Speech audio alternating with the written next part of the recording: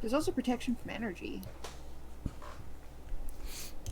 Entering this into Roll20, is there any place I can put the war chief? War The war chef chef. thing? Yeah. Maybe in I notes? don't think so. I think it's just kind of a place for you to like put your like. It won't tell you. It'll have places for you to put features in, but it's not gonna be like. I mean, war chef doesn't mean anything. Are you doing the character mancer, Jay? I guess I did actually. I stepped into the character. Oh, okay. I think Is you. that good? Do I need to cancel out of that? Yeah, I would cancel the character mancer and just like put your stuff in manually. Just Yeah, 'cause- pull all your information from the other sheet. Yeah, the character mancer doesn't have all the options. All right. But it is a good way if you're just like, I need a character stat, just go through this thing, Yeah. and it'll do it.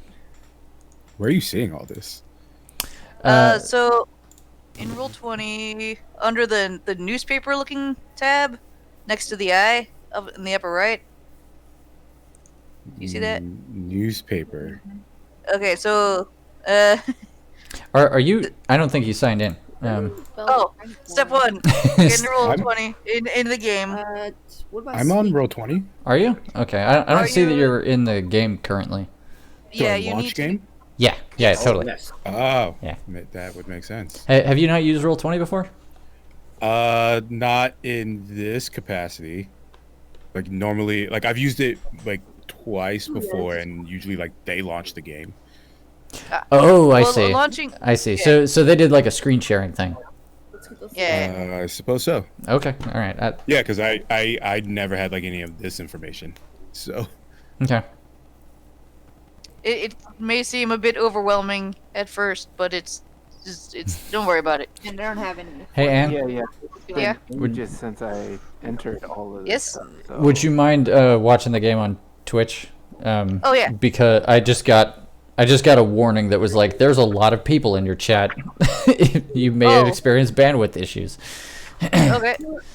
Huh. Weird. This is Paladin. I But also saw this and thought we were in through. so yeah, in Roll20, there's a journal tab. yeah, And I see it now. Yeah. and then it has like the standard character sheet, right? Yeah. And you can, if you want, fill out this sheet, and it will give you a bunch of buttons you can push that will basically like handle all the dice rolling for you if you want. And that's not a step you have to stress about like tonight, but something to think about. Did you mean the Discord chat or the Twitch chat? No, the Roll20. Okay. Also, Alexa, why are you playing? What the fuck? Hold on. Alexa, stop. Okay, and I'll have to do like personality traits and ideals and bonds and stuff later. But my character is now done for functionality. Cool. Woo! All right. I feel like everybody's character is pretty much ready for prime time at this point. Like I have ideas, but I'm still like struggling with entering these numbers. Yeah. It's Oh, being if you- weird. Am I if you guys wanna understanding this right? Like for just the base stat strength and all that, you're supposed to enter it into the small box at the bottom, and then it kicks Yeah. up. Yeah. Okay. Because I'm like, all right, I entered 15 on this, and it keeps switching between that and 25 for some reason. I don't know. if you guys need help putting character sheets on Roll20, I can help do that too while you guys are playing. If you link me your Yeah, regular. she's actually pretty good at it. She actually I have to do this for work. she actually does that as a job. So if you want to just give her your info, she could just make you a Oh, wow. sheet that works. Yeah. Well, I will go ahead and finish filling out the Google Sheet spreadsheet. that you Yeah, found. yeah. As long as you have some version of the sheet that is canon, like that's enough for us to go on. I should also figure out my hit points because I entered. I'm pretty sure I entered level 5 on this, and it still says like you have 10. Oh yeah. No. it'll be, what is it? Like when you first bring up your character sheet. Oh wait, no, you're not doing it on the thing. Never mind. Redacted. Redacted. Does everybody have their tokens? Yeah. Tokens are set up. Okay. We'll get there. We'll get there when we get there. That won't work. Not yet. All right. But Yeah, yes. I'm backing out of the roll 20 character sheet. Yeah, we can worry about it some other time. As long as you know your stuff, we can play Dungeons and Dragons. Yeah. I can help build it up so you can use it next time. Cool. Also, Thank you, Ann. I'm happy to help. All right. Pick up a fight, cooks weapons, pan, skillet, and knife. I'm going to apologize ahead of time to Matthew and Destiny because we'll get to you soon. That's okay. As you know, you two are in unique circumstances. It's a little up in the air. Yeah. So let's see. I guess we'll start with Taiga. So Taiga, you came to the Institute, that is to say, the Fairbrook Institute of Research and Experimentation, probably a few weeks ago. Okay. I mean, feel free to correct me at any point in time if you don't like anything I'm saying, because we're figuring it out as we go. Right. A while back, you came here because you were interested in dragons. You were interested in knowing more about them. And you came here because you heard that, these people are smart. They study all kinds of things. Maybe they know a thing or two about dragons. Yeah. And I guess hearing whispers that someone may have a dragon heart. Oh yeah. Oh, we'll get to that. I mean, that would. Yeah. So I'm gonna go back on what I had said before. Okay. That specifically didn't happen, but we will Oh, okay. we will talk about this individual. We're not sure it'll if come that up. person has shared that info yet. Oh yeah. No. When I Okay. I mean, you gave me that, so I'm like, okay, I guess that's yeah. So I said that very common neat. knowledge. I said that very like knee jerk, but it was very much like out of character because I wasn't sure if that was actually the case or not because that's somebody else's player character. So I had to consult first. Anyway, so yeah, you came to this place and just started hanging around, and you noticed this place had a big problem, which is that it didn't have a bar. Or rather, it had a bar in the cafeteria, but it didn't have like a person to serve drinks. And you're like, well, this won't stand. Probably ran back into town, bought some bottles of stuff, brought it back up, and just started hanging out and giving people drinks. Because at the very least, like, maybe this is a good way to ingratiate yourself with some people here and figure their shit out. Mm-hmm. And next thing you know, you are approached by a let's see. Let me just go down the list of characters here. There are many. You are approached by this goblin, who is like, hey, I've been instructed that you got a job here now, and I'm supposed to give you a place to stay. And he basically just shows you to a dorm room that's like, you're free to stay here as long as you're a bartender. Okay. Oh, he's cute. Yeah. It's also worth mentioning, not relevant but hard to miss. This goblin, while he's showing you to your dorm room, you notice he doesn't cast a shadow. That's all. Okay. So since then you've just kind of been hanging out. You've had time to stretch your legs. If there's something in particular you want to do, just say so. In your time here. Right. Does he know much about what this place is about? Oh, tiny bit. Yeah, you've gathered this is full of a lot of people who, you know, your typical stereotypical, mad scientist types. It's like a huge campus of a bunch of different buildings. There's an astronomy place. There's a big like an observatory. There's a whole agriculture center. There's a chemistry lab that is constantly on fire. Things like that. Yeah. Okay. I would be then, as I'm working as the bartender, I'd be trying to, use those libations to maybe find out more information about what's going or about dragons, or if anyone Sure. has information that could lead me to someone who knows about dragons. Yeah. I'm glad you mentioned that. It's almost as if I planned for something like that. There's so the three people in particular stand out in like the past few weeks that you've been trying to butter people up. One of them is Chaka. This is important. She's the arcanobiologist around here. It's not really her area of expertise, but she does like dragons a lot, and she talks to you on end about dragons.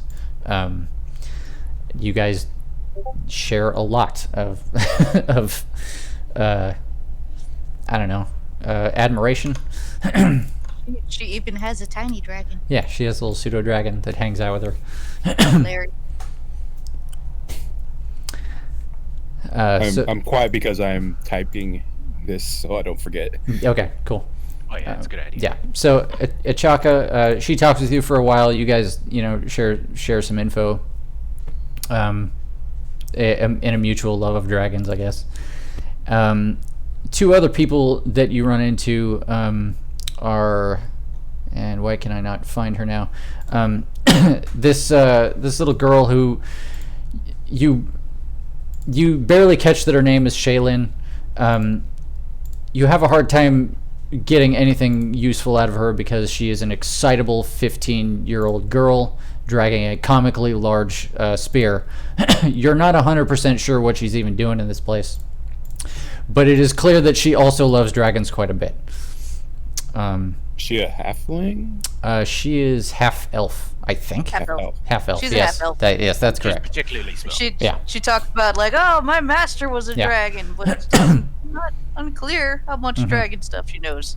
And most importantly, you are approached by a very quiet fellow, another half-elf, almost completely covered head to toe in robes. He stays very, very quiet, but he comes in and orders a couple of drinks shyly. And I would like you to make a perception check. Dice. Hold on. Gambate. Oh, real dice. Yes. Even better. That's a first. I'll use this one. You said perception? Yeah.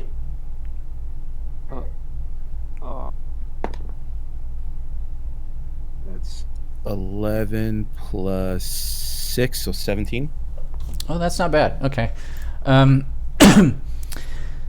Yeah, so he comes up to the bar. He very shyly orders a drink, and when you present it to him and he reaches out to get it, you catch, just as his arm extends, you can catch that his sleeves are hiding what appears to be red scales.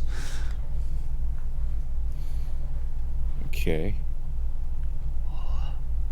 Red.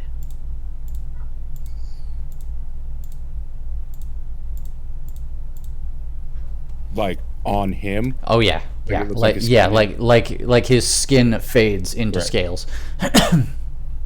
But it also seems like he's hiding it. Right.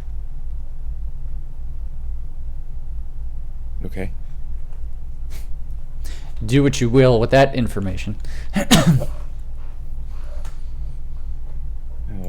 right. Sorry, still typing. No worries.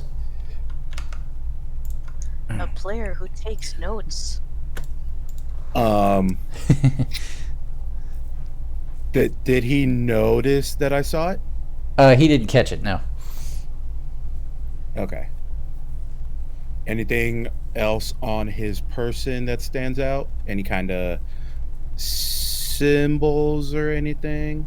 No. He's. I mean, I know what his picture looks like, but he's not actively burning anything. Oh, I figured. Yeah. He does. He's wearing some pretty simple robes, like a scholar, would wear, and he is carrying some texts on him. But otherwise, other than that, he's pretty sparsely adorned, I would say. He doesn't have walk-in fire. No. All right. Is he drinking at the bar? Did he get a drink to go sit? He hangs out at the bar for a little while. He keeps to himself. He doesn't look like he's particularly. He doesn't look like somebody who is particularly comfortable. Like being around people. Yeah, it could just be social anxiety or something like that. But he orders a drink. He keeps to himself. He doesn't attempt to engage with you. Okay. What kind of drink did he order? Good question. I'm just gonna say he doesn't have to be specific. Yeah, like, no, he was gets it like a strong drink or a light drink? He orders a pretty a pretty unremarkable ale that you have readily available. Okay. As he's kind of getting lower on his first drink, I would go and refill it without him asking. Just refill it and just be like, "Here you go, on the house. Relax a little." He seems a little taken aback, but he gives you the nod of like thanks, and just kind of he seems a little surprised by that, but he takes it. Ale that's been cried into is tastier than ale that hasn't. Yeah, sure. He keeps drinking for a while. When he's getting low again, I'm gonna refill it. You just keep it going. Yep. He probably sticks around for about halfway through the second drink, before he gets up to leave, and he puts coins down. maybe not as many as the amount of drinks you gave him, but a respectable tip. Okay. How's he looking? Like as he walks away, like does he look visibly drunk? Does he look a little tipsy? Does he look completely fine? He looks like he was getting out before he got too tipsy. Okay. Man knows how to hold his liquor. Yeah. He doesn't stumble or stagger out the door or anything like that. Gotcha. Seems like a real bund-up guy. Mm-hmm. As he leaves, I'm just gonna wish him a good night. All right. Cool. Let's see. I'm going to move on to... Oh, yeah, I got a map for this. Keep forgetting. So, yeah. So, here we are in the cafeteria of the Institute. And now, we're going to talk about Soma a little bit.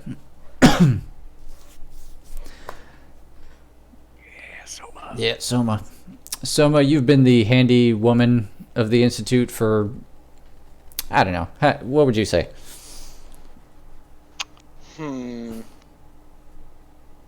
Probably a couple years at least. Okay. Perfect. This place is, I mean, how much do you get involved with, like, this is a place full of what is ostensibly mad scientists. How much of that chicanery do you engage in? Probably not much deliberately, but as much as I need to actually fix things. Yeah. So you're here to fix their problems, not to, not to get involved in their affairs too much. Right. Okay. So Boop. Here's Soma. She just entered the bar. Soma, you have had a bit of a long shift. Your day started by getting a message on the old hamster tubes. I'm going to go out on a limb and say Matt has mentioned the hamster tubes. Yes, I am aware of the hamster tubes. Okay. We all know about the hamster tubes. To bring Jay and Garrett Garrett up to speed. The way that people tend to communicate within the institute is there's a series of hamster tubes that run throughout the building, and there's a really eccentric mailman that basically ferries the messages around here by just allowing a hamster to consume the message and then just hold it in their mouth and carry it to another office. They always know where to go. Yeah, the he's a bit of a weirdo. Hamsters tend to show up overly lubricated in grease. It's a thing that happens. Nobody likes it. It's so you can get through the tubes. Gotta be slick. Have you, if you wanted to, you could have put in a janitorial memo. You know, I have 87 of them. Yeah, he has received many memos to stop the grease. Yeah, they've told him numerous times to do it, but it's been years. Like, they've given up now. But anyway, your day started out with you getting a message on the tube network saying that somebody had broken a beacon sconce. So you're down there trying to get that fixed and trying to figure out what happened to the lost beacon. They set these things up years ago, apparently as part of a anti-ghost security system. You don't know if ghosts are still a concern, but they do insist that the beacons stay in good condition. Unfortunately, when the sconce broke, the beacon was lost, and you didn't find it. If it rolled under a table or something, nobody could figure out where it went. So you ended up requisitioning one of those, and then another hamster tube had a leak and was just leaking grease all over a busy hallway. There's at least one, sprained ankle later. You've had a day. So this is you coming into the cafeteria at the end of the day. I've already forgotten names. Journal. Taiga's at the bar. Also nearby are two other researchers here. The dwarf's name is Dane. The bullywug's name is Threed Wanabadug.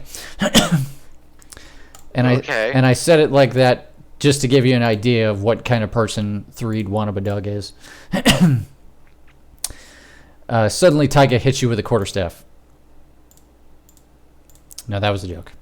Is that what that noise was? that was you accidentally making an attack roll. It's fine. My bad. I'm gonna stop messing with that. It's fine. Anyway, the two researchers don't pay you a lot of mind. They're having dinner. They're muttering to themselves about whatever's going on in the institute lately. So you can feel free to interact. Go. Okay, I am gonna go up and get something to eat and drink. Okay, cool. I don't know if you have control of your token, but it is there. I do not. Okay. Well, I screwed that one up.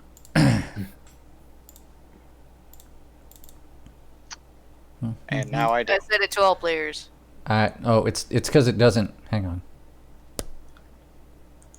Where are you, Soma Nadar? Try it now. There you go. Yep, I got it. It wasn't associated with the character for some reason. Right. Is an easy mistake. Yep. Taiga, you've probably seen Soma around. She's the handy woman. She is in charge of fixing shit around here. Okay. Also, can we display the names on the tokens just to help keep track of everyone? Oh yeah. That's a great idea, Keith. Why didn't I think of that? Boop. And this token is not associated with Taiga either. Weird. Okay, how's that? I can just see mine. I can see mine, but no one else's. Oh boy, it's gonna be like that. Yeah, you gotta make sure they're visible to everybody. Did that do anything? Yes, it did. Okay, cool. Yep, for Taiga. Bam. Yeah. I feel like I represented all these tokens, and now absolutely none of them are associated for some reason. It happens. Yep. Roll 20 be like that. Maybe on the other map. Possibly. I don't know. Well, after tonight, we'll figure out what the problem was, and we'll fix it. Anyway, you two feel free to roleplay to your heart's content. Where is the food? Is this where food is? Is this just a table? Is this a counter with stuff on it? You can order food from the bar. Yeah. Because there's a kitchen in the back. Okay, well, okay. Gourmandier. Oh yeah, He's only in the back. yeah. I mean, he'll bring food out. Alright. Go walk past. I'm just a little confused by the geography. Oh, okay. Yeah, it's a bit weird. Yeah. No. Excuse yeah. me. Excuse me. So this is. Excuse me. Yeah, sir. Ma'am. Ma'am. Keith asked when you guys didn't tell him. Yeah. Keith, this is the car. This is the kitchen. Oh, there we go. We misunderstood. Oh. Oh wow. Okay. So I earlier. was literally asking, where do I get the food at? Yeah. Yeah. I got you, Keith. Gotcha. I was listening. I care. I realized Sorry. that I just tried to ping the map and nothing was happening, and I was like, "Why is that?" Oh, it's because I was cheeky and made my color transparent. There we go. Now it works. All right. So yes, Taiga is behind the bar, but you can't order food here. He has a kitchen in the back. Okay. Hey there. What can I get you? Let's start out with a stiff drink. No problem. I'm gonna turn around, look at what I got, and I'm gonna grab what I think would be a very stiff yet good drink, and give it to her. There you go. Did I hear a dice roll? No, I was. It wasn't rolling, but I was taking some dice out of a. Oh, okay. I was just like, did you just make like a performance check or something, like unprompted? I'm one of those performing bartenders, so I'm doing like Right, yeah. flips. Oh yeah. Yeah, man. You're like Patrick Swayze. That's where court staff comes in. Wait, You're a Yeah. mixologist. wait a A minute. mixologist. Was that Patrick Swayze or was that fantasy? Are you thinking of Tom Cruise in the movie Fan- Cocktail? Yeah, I'm thinking of fantasy Tom Cruise in the fantasy movie Cocktail. The Did you pup guys- the puppet show. Did you guys see that puppet show? The puppet show. Puppet show? Called Cocktail. Cocktail? Yeah. Yeah. With I missed them- that one. That scene where they had the bottles on sticks, they were just like spinning them over the. Yeah, it was cool. Artistic it was license.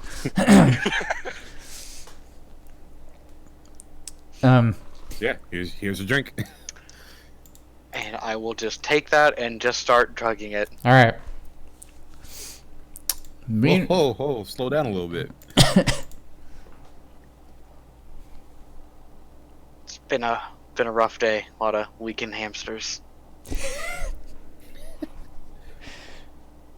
Yeah, I've been noticing. I'm somewhat new here. I've been noticing a lot of hamsters just going back and forth. Didn't really understand what that was about. Yeah, they carry the correspondences between all the weirdos. Okay, that makes sense.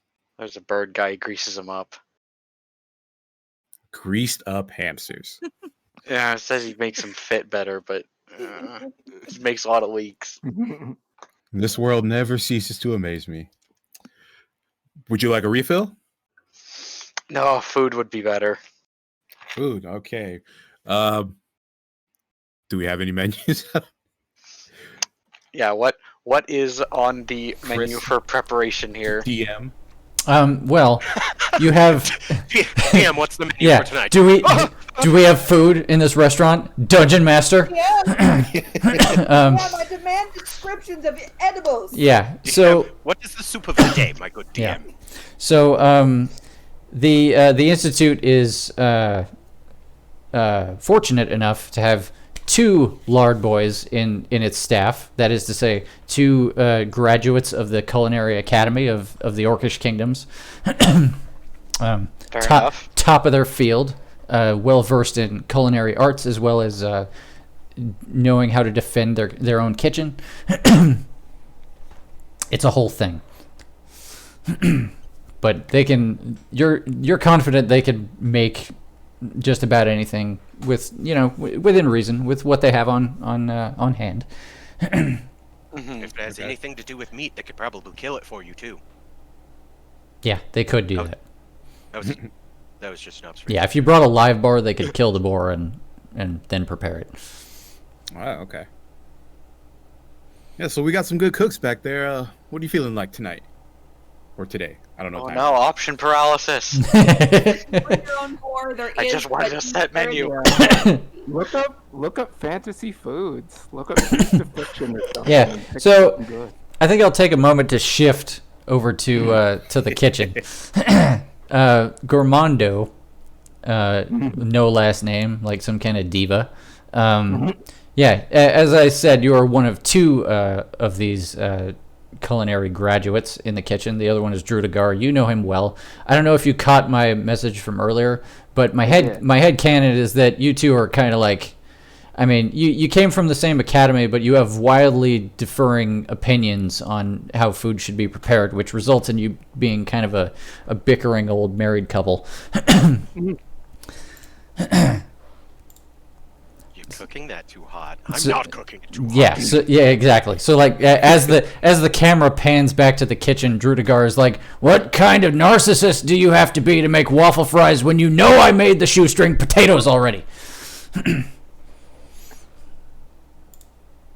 So you're gonna cut up perfectly good waffle fries into shoestrings. I need to turn you down. Okay. You're an embarrassment to the. Oh boy. And he like he flicks at Drudagar's hat, and he's like, "What? You know, fair enough. Jumping to conclusions. What say? Cook the waffle fries. Give him a knife. Let him figure it out." Jake, could you move away from your mic, maybe? Sorry. I'm trying to figure out what the. Yeah. You're very Are you using a fuzzy different sounding. mic tonight, Jay? No, I just got a headset that works, so now, like, I need to apparently, like, bend my mic away from my mouth a bit more, sorry. Oh, you do actually. That sounds As better. you were doing it, Yeah. as you were doing it, you were sounding Yeah. better as you were doing it. That's great. Okay, you were a little blown out. Yeah.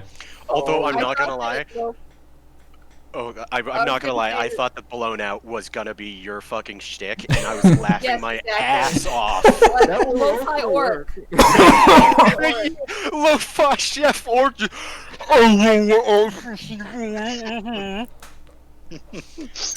That's awesome. Like on we're the verge playing of with vomiting. Jay through a McDonald's headset mic through the drive-through. Man, I wish that was the stick.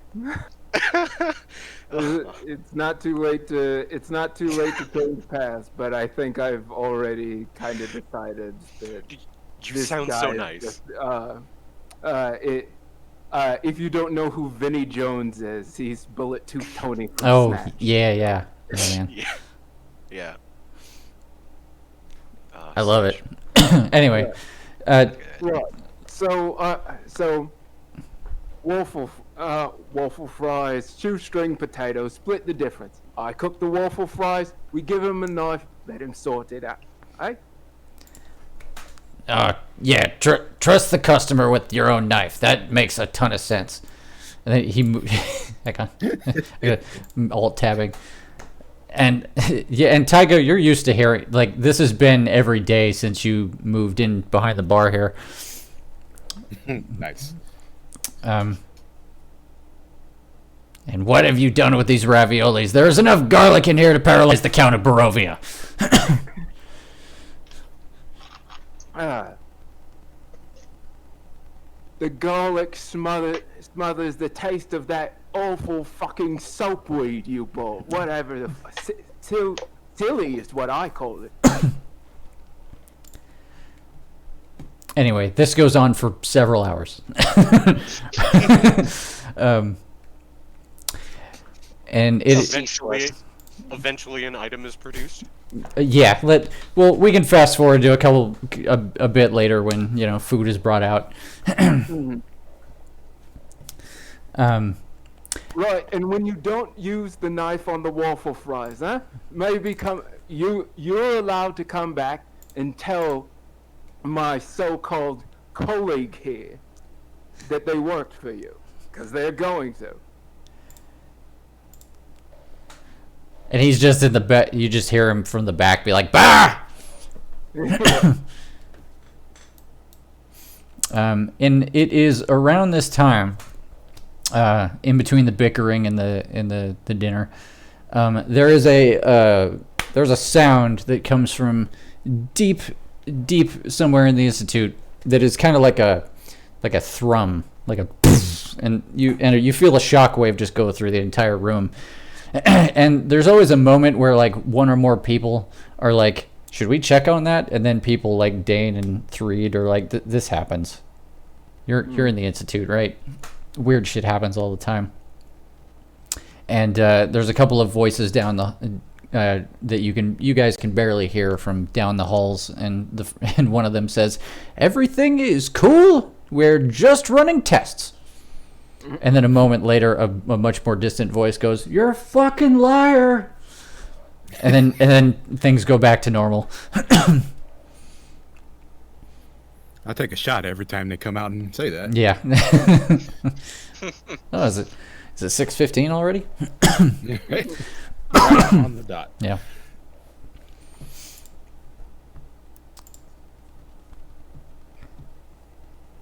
Drudigar is like, "Why would you put the burger patty under the ketchup? The beef needs to bathe in the flavor." Fair enough. And so all Gormando does is turn the burger over entirely. Oh, you so now ingrate! The bottom button is on the top. You ingrate! I can't watch this. I'm going to the larder. For lard. Yeah. And he starts going down the steps, and as he does, you guys hear another thrum, very similar to the one that you heard before. But this time, when the shockwave hits, everything goes into like super slow motion. Like everybody is suddenly like, yeah, everything goes into bullet time for a moment. And then there is a flash of light, and you guys are a little disoriented as you feel the whole world shifting. You ever gotten drunk and then light on the floor? Mm-hmm. Yeah, it's kind of like that. You just feel like the whole room got turned 180 degrees. What I take a shot of. Yep. Yeah, exactly. The good shit. And there's you hear a lot of just random arcane noise and, you know, magic shit, you know. Yeah, all kinds of shit happening. There's a flash of light. You guys can hear like parts of the structure are starting to wrench and crush and tear. And next thing you know, Gormando, you hear Drudigar go, "What?" And then he disappears down the larder, which has now just become like empty space. Like somebody just cut the stairs out and there's nothing but space beyond. But his foot stayed.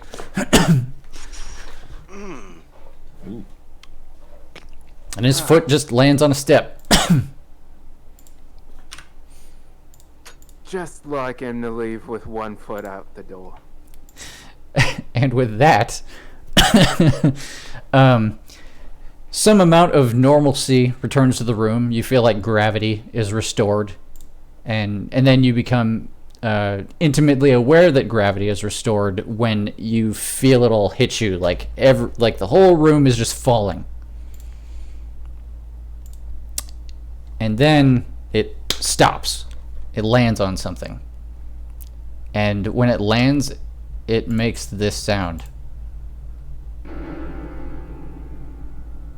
And I'm just going to roll some arbitrary falling damage because you guys did crash a bunch. Feel free to make a con save to half this. Okay. I have slow fall. Yeah. I still only have like 10 hit points total. I mean, that's not true, but we'll... Yeah. I like to think of the slow fall happening and then the roof just hitting him down. Right? God, like Oh, King dope Kong. monk shit. Ah, shit. I'm in a box. Yep. Oh, the- I forgot to establish this, Garrett, but does Taiga always have the wings? Like, are they on fleek? No. Like, okay, so they're tucked away until you need them. I will technically have them at level 6. Oh, okay, we're not there. Got it. Okay, so is the... I'm looking at my character sheet. Is the 5 next to my con saving throw mean it's a +5 to the roll? Yes. Probably. Okay. Yeah. I'm guessing you don't have 5 Constitution because that'd be like -3 or something. Yeah. And Yeah. Oh, yeah. Soma has big con. Well, no, I mean, my con's 14. Not big, but my saving throw says 5. Yeah. Well, it's not a negative number, so. Right, because artificers, I think that's one of their things. okay.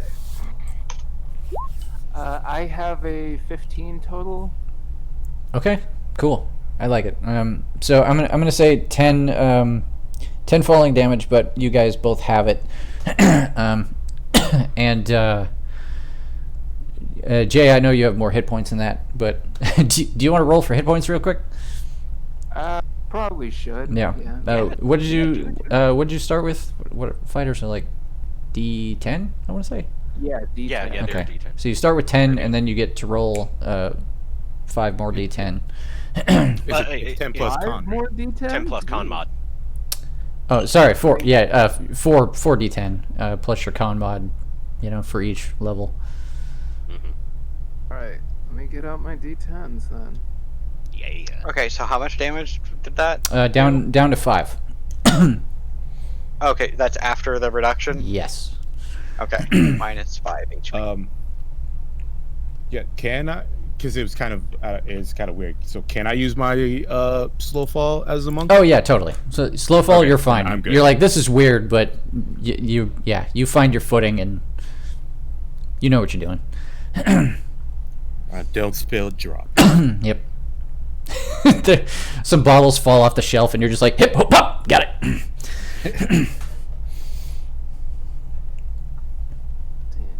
20. Okay, and then you said plus con for each one of those. Well, what'd you get on your on the dice?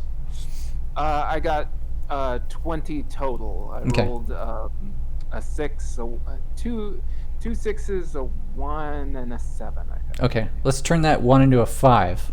So that'll be 22, I think. Yeah. I want to say. Yeah, 12 and 12. Okay. Wait, 12 and 12, 24. Okay. 6. Yeah. On top of the 10 that you had at level 1, All right. and then add your Constitution modifier for every level. Okay, so that's another 8, which I think 32 plus 10 is 42. Okay, so 42 is our maximum. Okay. Why won't it let me just enter the damn hit point amount in this sheet? should. I don't know. Yeah, sorry. This is That's cool. We're figuring it out as we go. Uh, Let's see.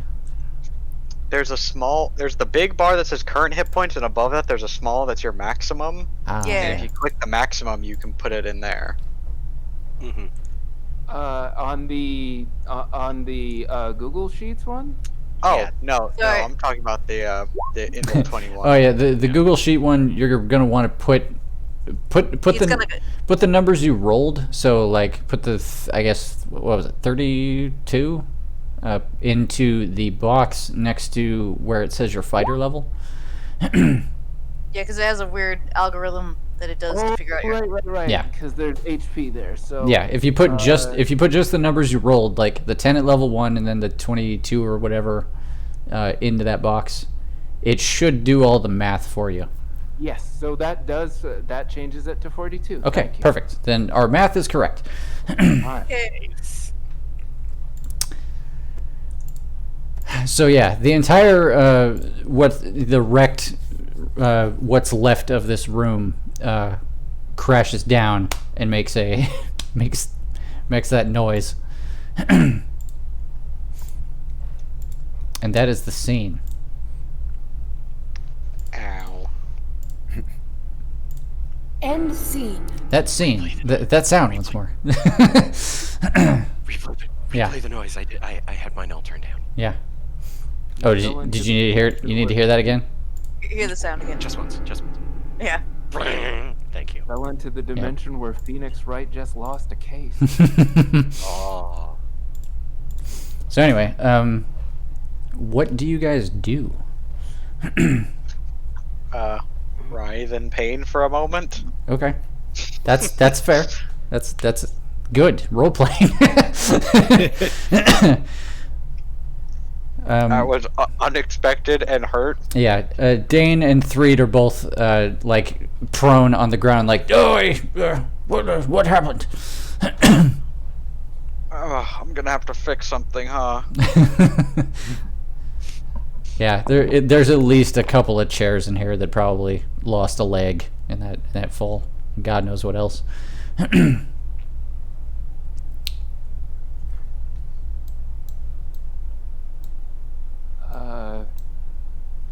Armando moves to the back, picks up one of the empty sacks that's against the wall, and very carefully gathers up Judagar's foot in one of them. Okay. Just to be like, well, we live in hope. He'll probably want this back. All right. Add one severed Drudagar foot to your inventory. In a burlap sack. Tyga, what are you doing in these first moments? Trying to figure out my my computer screen, so I keep losing the map. I would go back. Well, actually, first I would lean over the countertop and be, "You okay, ma'am? You good?" I'll just give you a wave off. Meh. Okay. And then I would go back into the kitchen. Garmandu, you good in here? Everything all right? That stuff you were serving doesn't have any other side effects, right? No contact highs, no loss of feet or people connected to them. I mean, I thought not, but I took a shot and it felt like the whole room just spun. Okay, so Where's what's his face? I don't remember his name. Person actually said his name. Yeah. he doesn't come back here often enough. Where's your wife? Yeah. Well, There you go. He's not my wife. He's my life partner.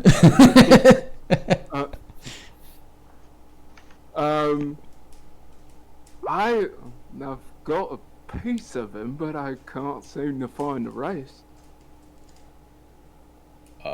Peace. Gormando's just holding a grain sack that's bleeding out the bottom. Yeah. Huh. Okay. I'm gonna go back out to the front, grab a drink, Yep. Need a drink. drink it down. So, in case it wasn't already apparent, the front door over here, which you can clearly see out of, no longer has the hallways of the Institute beyond it. It has what you can identify after looking at it for a minute, appear to be a giant a row of piano keys that just extends out what looks like the length of a football field, just like an oversized piano.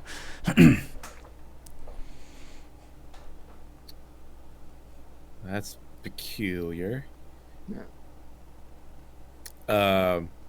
If I go to the door and look out, aside from the piano keys that I'm assuming is ground level, like if I look up or look out, what do I see? Yeah.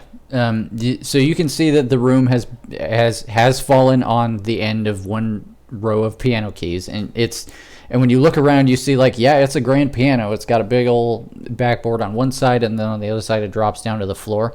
But everything is huge here. The room that you look into is ginormous. Appointed much in the way that any room in a house would, just that you guys are like the size of rodents.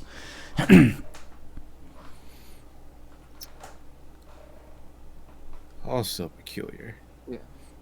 And as Rolando starts to leave to join and look out, but then like steps back very carefully, pulls out a sign that says closed and hangs it on like the kitchen entrance. right, yeah, out to lunch.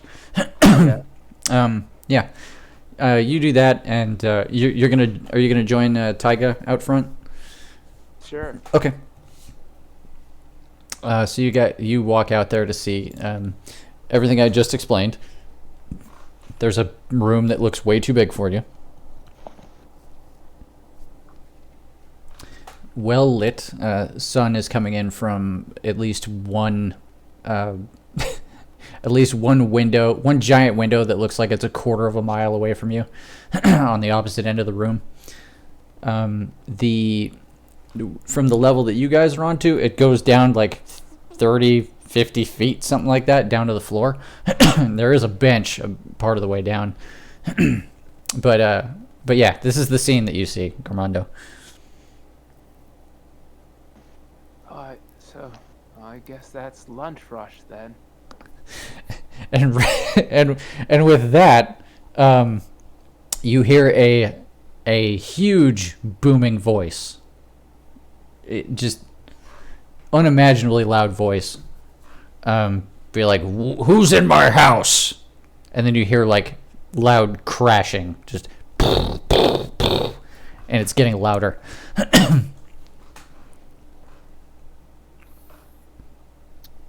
Okay. Shaking his head, Gormando just shuts the door and goes back to No. Nope. Okay. Back it up. Back it up. Back it up. Armando just shuts the door in your face, Taiga. The door's a little fucked up. It doesn't like stay on straight. He's like barely holding it shut. Okay.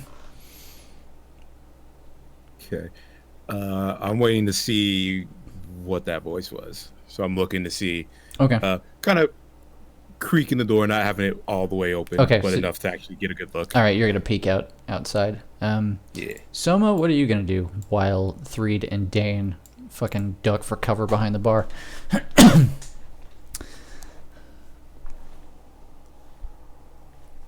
Did we lose Soma? Oh, no, I'm here. Sorry. What'd you say? What are you doing during all this? Oh,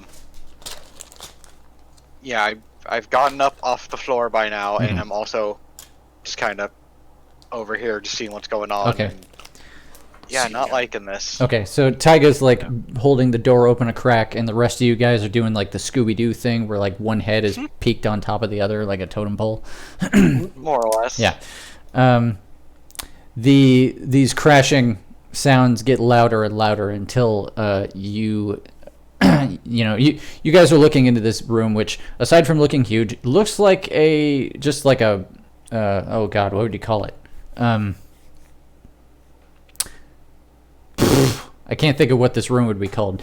So what? Like a living room? Well, it's kind of like a living room. There's a fireplace here. There's a den is a good word for it. There's several shelves around the edge that are covered in all kinds of strange accoutrements. just weird doodads and such that are hanging around. There's some other giant musical instruments next to the piano, and like a giant bookshelf with giant books on it, stuff like that. And anyway, as you guys are watching this scene and listening to the sound get louder, eventually a fellow, a giant fellow, steps into the room, and I have. Let me just. Here we go. I'll just bring in the art here. The guy who steps into the room looks like this. He's not armed, but he's probably like a 40-story tall man with blue skin, wearing some kind of like, looks like homemade armor. Okay. And he steps into the room, into the doorway, and he looks around, and he looks at the piano where he heard the sound from, and he kind of cocks his head to one side, like he's not believing what he's seeing. And then he he steps up to the piano and leans his head down to peer at the building that you guys are in. His head, which is itself about the size of the cafeteria, leers down and gets a real close look at you guys. It's like in the puppet show, Jurassic, Arboretum. Matt, Jurassic Dragon, come on, man. Oh, sure.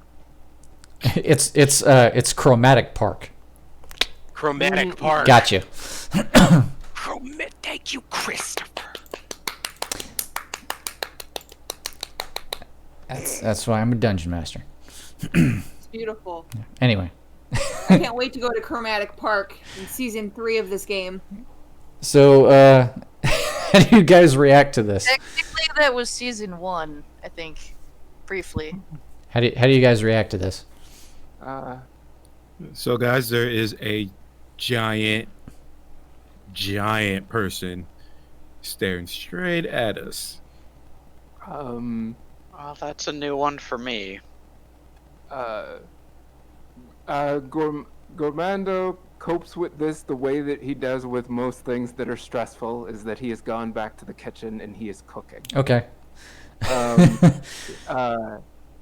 He is making something that, like, just on reflex, without even thinking of it, is like, this needs to, whatever he's working on is like, this needs to have a lot of flavor. So he's adding a lot more, perhaps even an unnecessary amount of spices to it. Mm-hmm. A great deal of spices. Yeah. Gotcha. From behind the bar, Dane is like, what does he want? Don't know. But I'll try to find out. I'm gonna go talk to him. The voice is like, I can hear you in there.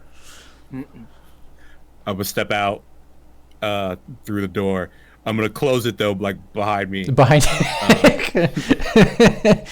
All right. You know how someone does, like, I may be in trouble, but I'm just gonna close this door. Sure. We'll find out. Mm-hmm. I'm just gonna shout out, "Hi, didn't mean to intrude on your house. Don't know how we got here, but don't mean any harm." He just eyes you very closely and is like, trying to assess what's going on here. And then after a second, he reaches over with one hand, and the other hand starts to clamp in, and he basically goes to pick you up, Taiga. If he is trying to clasp me, yeah, he's gonna try and clasp on you with his big ol' meaty fist. I'm going to try to dodge it and jump up and land on the closed fist. So, like, I'll go up with him, but you're not gonna. Okay. distract me like that. That would be my intention. Yeah, okay, I got you. I think what I'm gonna do, I'm gonna have him make an attack roll. Like he's gonna make a grapple check basically. Okay. And I think you're gonna make a. I can never remember contested. Athletics or acrobatics, whichever is higher. Is that to escape? Uh, Or is that yeah, on the? I thought it was both. Fuck it. Well, yeah, we'll do both. So yeah, whichever you like better. Go ahead and roll acrobatics or athletics, and he's gonna try to beat you. Okay. I'm glad you gave me a choice because one is pretty good and one is very bad. That monk life. 15 plus 6, 21. Okay. He rolled a 30. God damn. So yeah, he you go to jump, but you realize like he not only is his hand moving way too fast, but it's way too big of a thing to try and like jump. It's just too much distance for you to jump out of. Right. So he clasps it around you, making a tiny little dark prison that you're stuck in. A moment later, the rest of you feel the entire cafeteria shift and shuffle a little bit, and then you feel it get lifted into the air. Gourmando's working on his second version of the dish. Yeah, at this point, cooking is becoming a very taxing undertaking because everything in this kitchen is changing its configuration from moment to moment. Is there angle of degrees? Yeah. It's like Can I- a ship. Can I like take an action to like brace myself or something? Oh yeah, absolutely. Okay. Yeah, I'm gonna do that. You just find something to grab onto that Like I mean, the picture's kind of covering the map. Oh, but, yeah, like, I'm just gonna go back to like the bar and hold on. Yeah, to sure. It. Yeah, you can just go back to the bar and you're just like, hang on, because the bar is pretty well bolted down, and you hear the whole room like creaking, under this movement, so then like as this roller coaster ride is going on, you guys are hearing the plodding of him as he's walking about the room, and I think now is a good time to switch on over to names. Devry. Are you there, Devry? I'm here. Okay, cool. I'm here. So, we need to talk a bit about the last. We need to talk about some things. About some things. Now, you're a bee person. I'm a bee person. Yeah. I am a. 1 second, loading. Mellifera is what they call you Mellifera. around here. Now, you're actually kind of native to these parts, and by these parts I mean the plane of air. You're used to being around things that fly around. Now, there's a lot that you and I have not established about the Mellifera. Okay. I grew up in a hive. Okay. I am a worker class in that hive. Okay. Okay, that answers a lot of questions. I'm going to assume this hive is on. This hive is ruled by a queen. It's on a floating island somewhere. It has a queen. Yes. Okay. Yes. All right. And we fly from place to place to gather nectar, to make honey and beeswax and artisan goods out of beeswax. All right. We make goods out of beeswax. That's great. All right, so you would have been on one of these excursions. And I'm 7. And you're 7.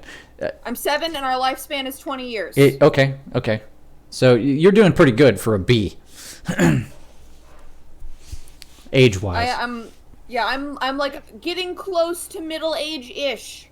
Okay. Still young, but like the thought of old age is starting to happen in my brain. It makes a lot of sense. Okay. So you would have been on one of these excursions when you picked up a particularly sweet scent on the winds, and when you investigated, you found a small floating island with a house on it, and it had a pretty good looking flower garden out back. And you were like, "Oh hell yeah!" And you got all up in that, and then I'm very excited to bring new and exotic nectar back to the hive. Yeah, and then that's when the giant net came down and snagged you. Oh dear. Ain't that a bite? It's gnarly. So that was a few weeks ago. Since then, you have been in the care of this fellow who has introduced himself to you as Baugi Stormdrummer. Okay. You can choose. I don't know what your relationship is with him, but he has definitely been keeping you caged up and well fed in that time.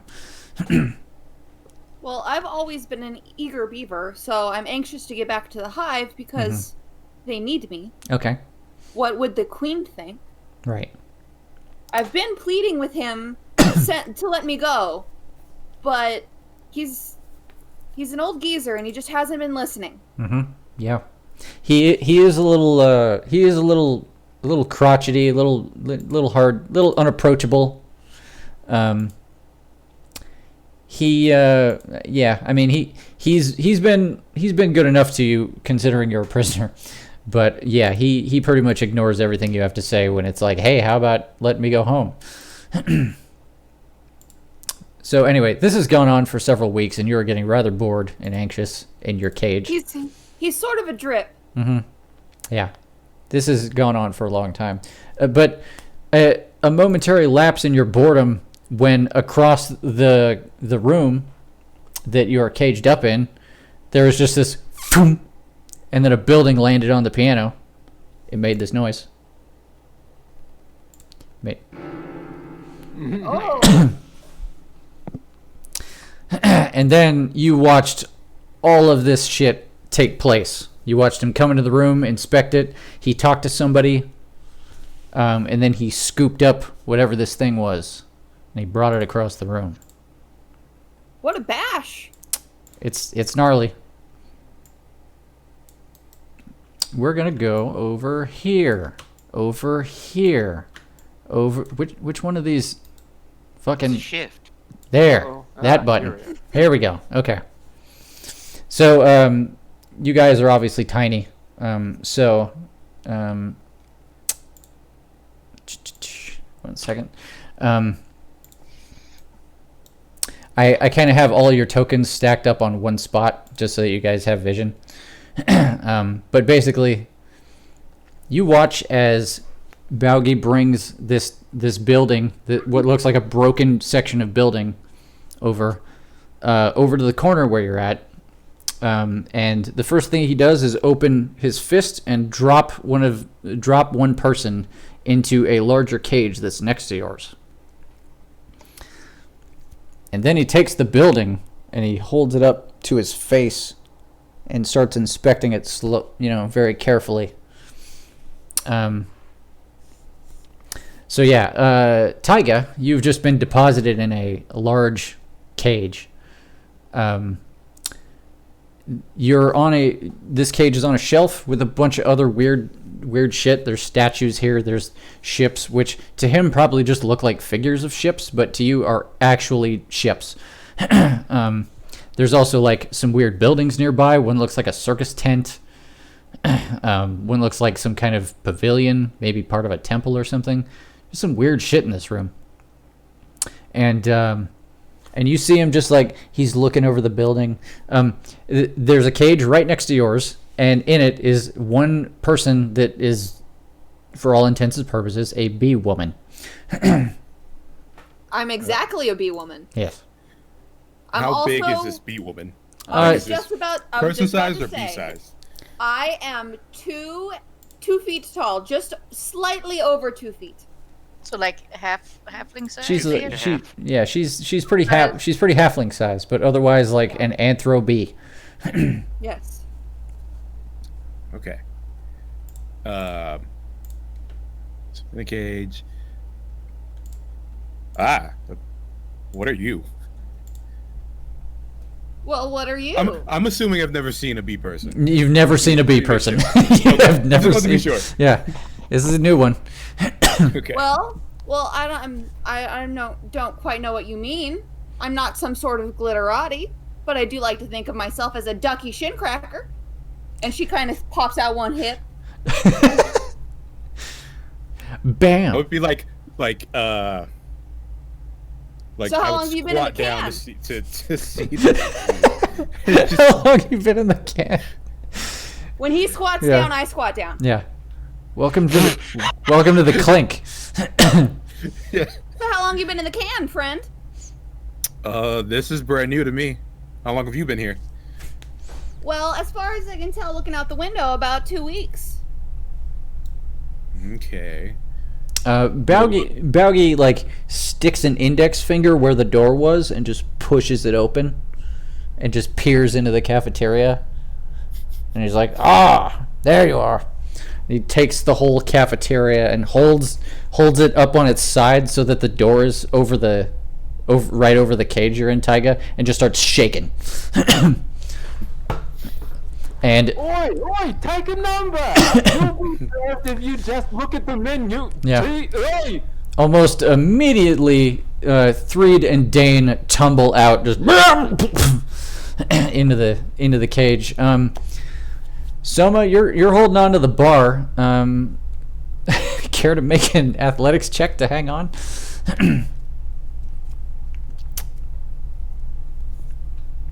Okay. Oh, sorry. I had my mic muted. Yeah. Athletics Oh, check. Yeah, you're hanging onto the bar, but he's trying to shake you out of the building. And actually, same for you, Gormondo. Yeah. Hot diggity dog. Are you in cahoots with the people in that little house? Well, I mean, regular size house. Looks so little to him. Yeah, I know all the fellas in there. As they're falling out too, I'm gonna try to dodge, make sure no one falls. Right. on me. Split between trying to save his cooking or himself. Gormando chooses to try and like hang on to the edge of the kitchen counters, like all the spices, all the dishes, everything else just goes tumbling out after everybody else. Yeah. So, what would I roll to hang on again? Athletics check. Yeah. So I did mine. Is it a 15 or a 17? I forget how this one works. If it's not rolling with advantage, we'll just take the first one. So Okay. yeah, we'll go 15. Oh, by the Well, way, is that? Nope, never mind. I'm gonna shut my mouth. Okay. I was just gonna say, it was like, if any of you guys do that and you want to know how you can change that, go to your character sheet in Roll20 and then just press the little cog Let's wheel, see what happens. and then on the right hand side it should say Roll Queries. Okay, that Does always is roll advantage? Just click it. that is advantage toggle. 22, 16 plus 6. 22. Yeah. All right. Nice.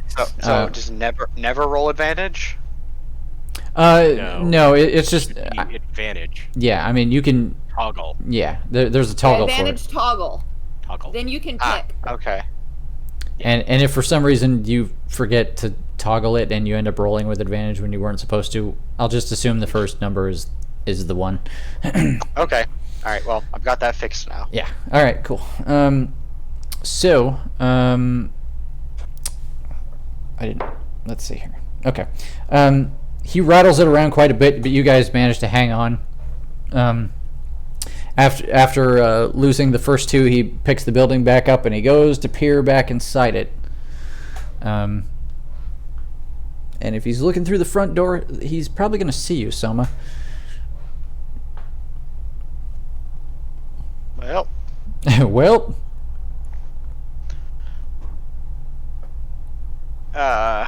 that's a big face. it's a big face. Yeah, he looks back at you and he's like, "Ah!"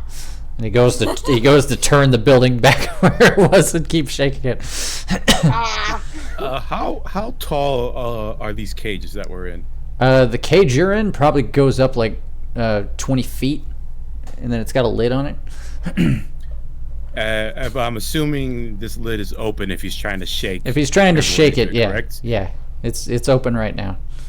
Okay. As he's looking into the bar, trying to get whoever's still in there out of there, I want to see if I can do. Man, I don't think I'm high enough level to do what I want to do. I want to see if I can do some dope monk shit. Yeah, I think I know what you're talking about, and don't remember what level that happens. I want to say 7 is when you can do that. Maybe.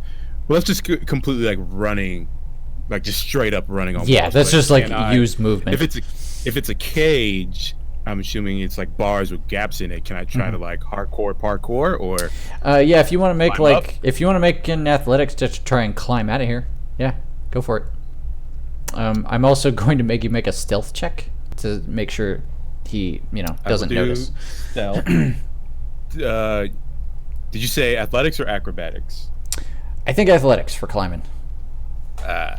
Yeah. Someday you'll just be able to be like movement, and that'll carry you up there. Right. Okay, so I'll roll that first. Oh shit! There's a giant gap in my dynamic lighting. I just noticed. So athletics is I rolled a 16. Got a -1, so it's 15. Okay. And for stealth, 13 plus 6, 19. Okay. Cool. I'm sorry. What was the first check? 15. 15. Okay. Yeah, you did all right.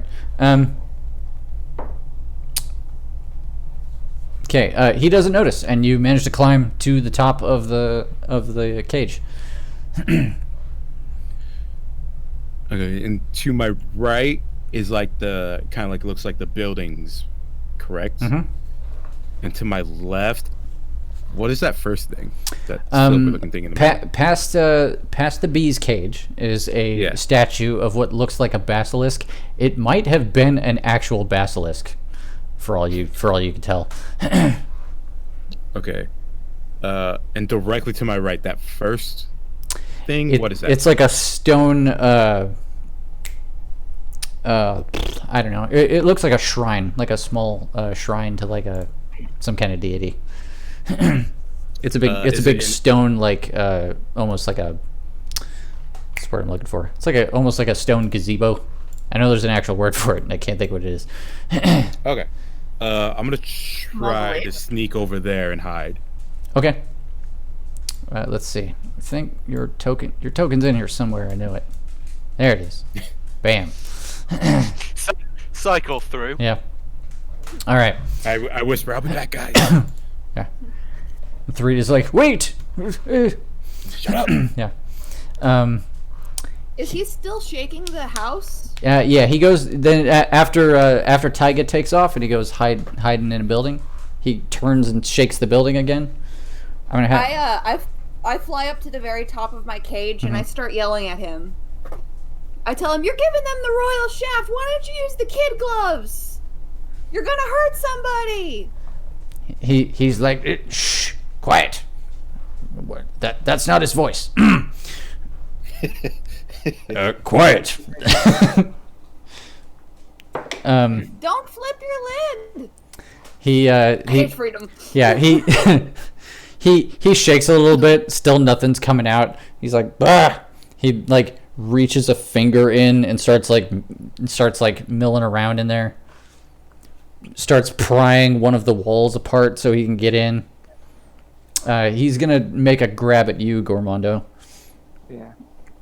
I think your digs are ruined, Daddy-O. His finger brushes brushes Gormondo's sides, and he breaks out laughing and tickles, and then lets go and falls. Okay. Yeah. Yeah. All right. Soma, Gormondo just tumbled past you into the cage. You gonna hang on?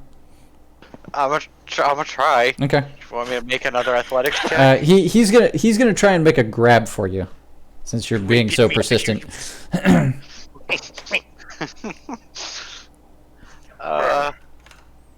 Come out here, you tasty morsel. Yes. That would be enough. Little bug. Mm-hmm. Grapple check.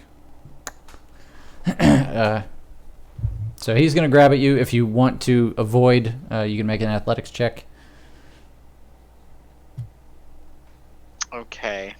will do so.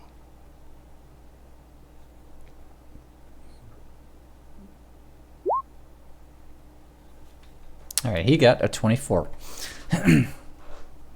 So he manages to fish you out and pry you off of the bar and get you in his grip. And he drops you into the cage. Then he's going to make a perception check. He didn't roll very high, so he doesn't seem to notice that one of you are missing. He then puts a lid on the cage, and then he turns and he puts the building right here, where that suspicious-looking broken building is. Planning.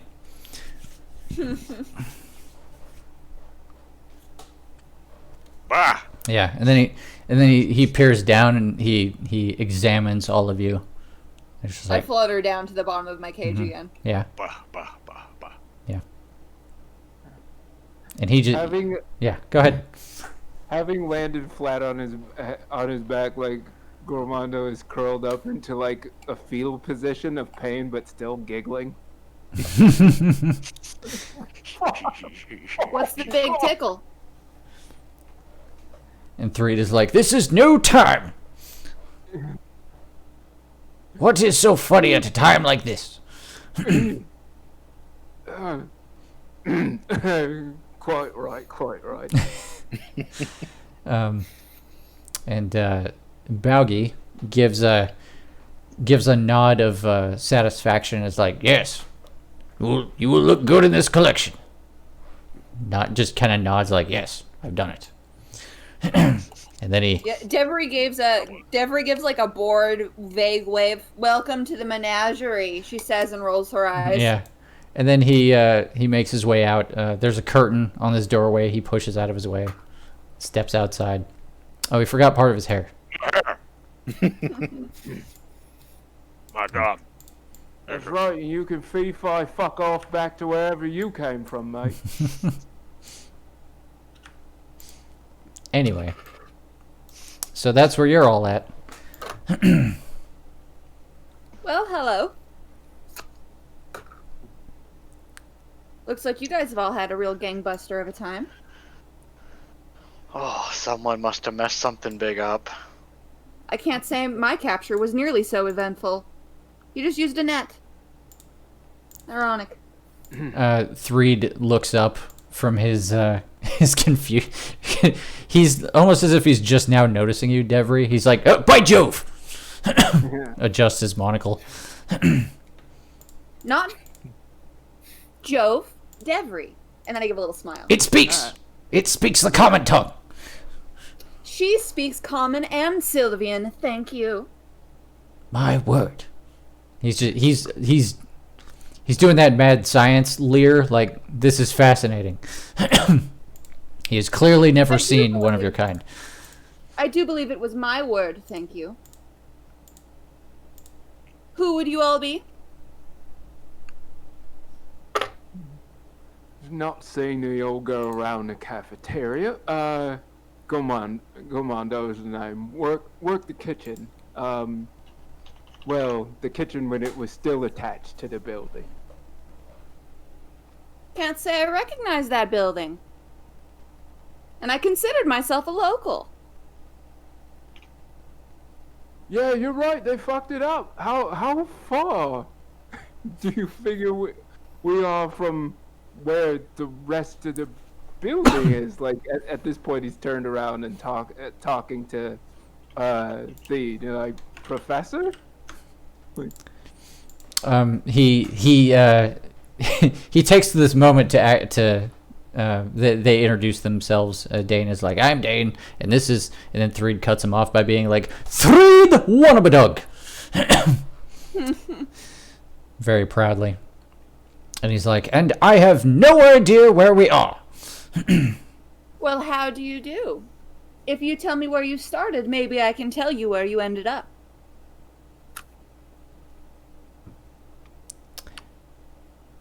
Madam, we are from the Fairbrook Institute of Research and Experimentation. Well, and what plane is that on? the prime material plane. Oh, honey, I do believe we're still in the plane of air. I hope we're still in the plane of air. And then she puts her hands on her hips and looks around. Yeah. It still feels breezy. Taika, what are you doing at this moment? I was waiting a moment to make sure that the giant was fully gone. Sure. Then I would step back and kind of look up and examine these cages. Do they all seem like it's a it's a top? Like there's no little doorways or anything? No, it just has like one Which, big. As I say, it wouldn't make sense for a gargantuan creature, but Yeah, whatever. No, it just has a big lid that caps the top of it. Huh. Interesting. And Dane. Don't know how I'm gonna get you guys out. Yeah, But Dane is at the edge of the cage, talking with you, and he's like, "Barkeep, you must do something." I'll certainly try. I'm looking around. So there's the statue, the ship, and then what's past the ship?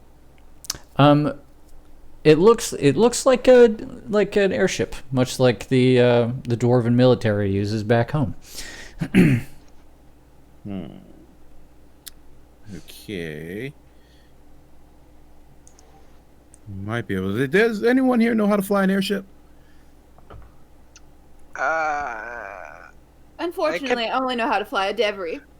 I could probably take a crack at it.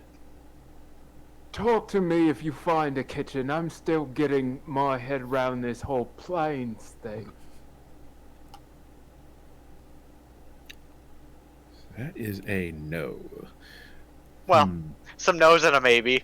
Yeah. Can I scan the room for anything that might stand out, that might help in this situation? I can tell you what's in the room. It's a lot of knickknacks that are largely too big for you. There's you know all this stuff. There's the buildings next to you. There's a big statue in the middle. Looks like a chariot being drawn by 4 horses. Not sure where that came from. You know. Oh wait, hold on. I think I can get myself out of here. Oh, you can. Can I use Misty Step to just... Yeah. The old shadow jaunt. Yeah. You can absolutely do that. Last shadow cry. Yep. And I'm like, alright, well, I've got my wits about me again after that traumatic experience. You're like, oh right, I can teleport. Yeah.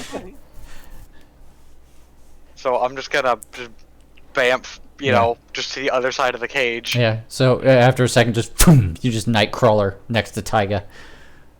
And Dana's like, "What? How did you do that?" It's a thing, you know. Ew. Okay, well, After, 2 of us outside's better than 1. after a second, you guys hear the crashing of him walking down the hallway. Just.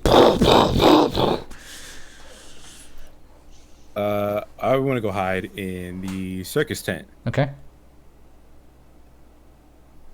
Soma, opinions? Right. Gonna So Zoidberg out of there. Yep. Let's see. Soma, I know you're under here. Here we go. There's our Soma. yeah, I think I will also follow Taiga to maybe try and get back to the busted up place we came from. Yeah. I want to turn to everyone that's left in the cage. Mm-hmm. We can't let him know your beatnik friend got out.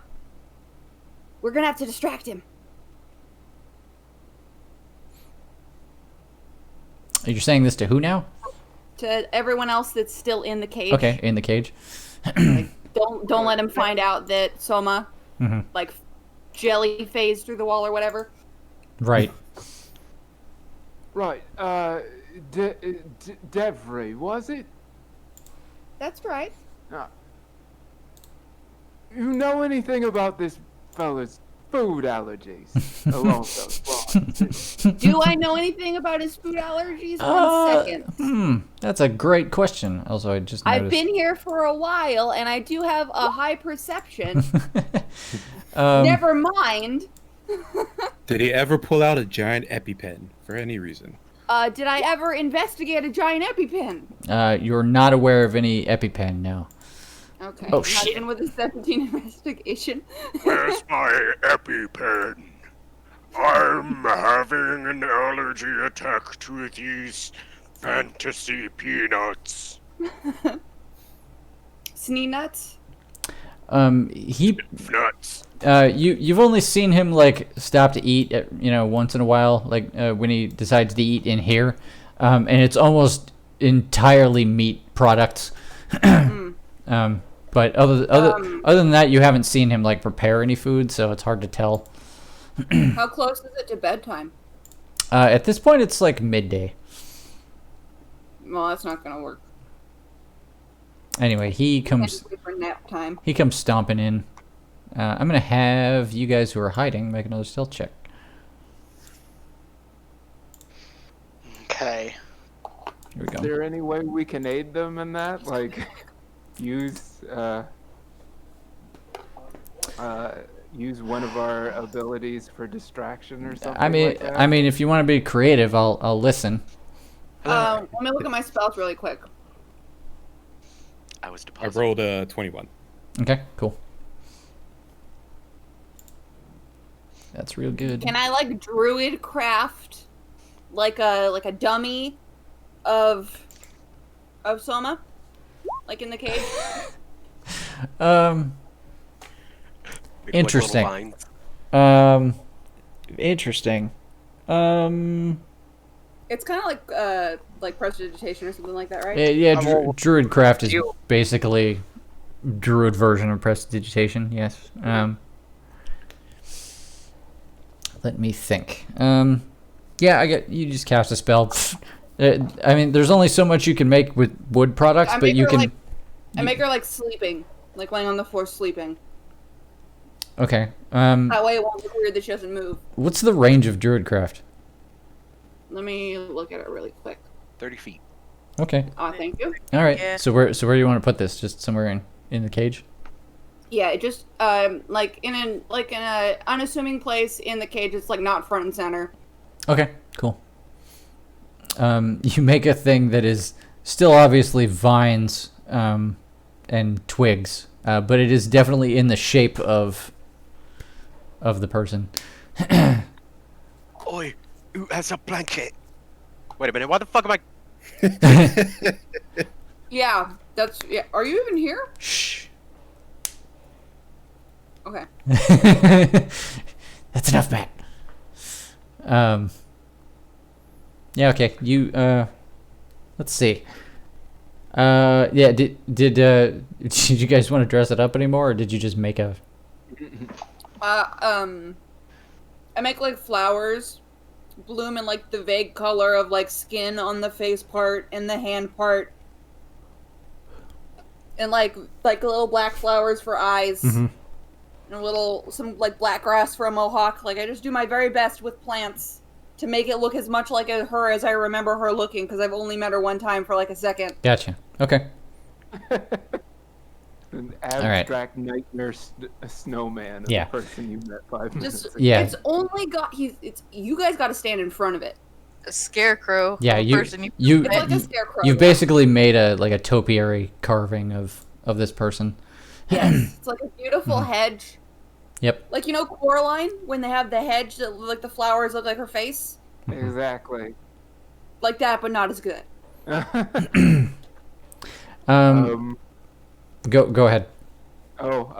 Miranda is just dragging one of the skillets against the bars loudly back and forth.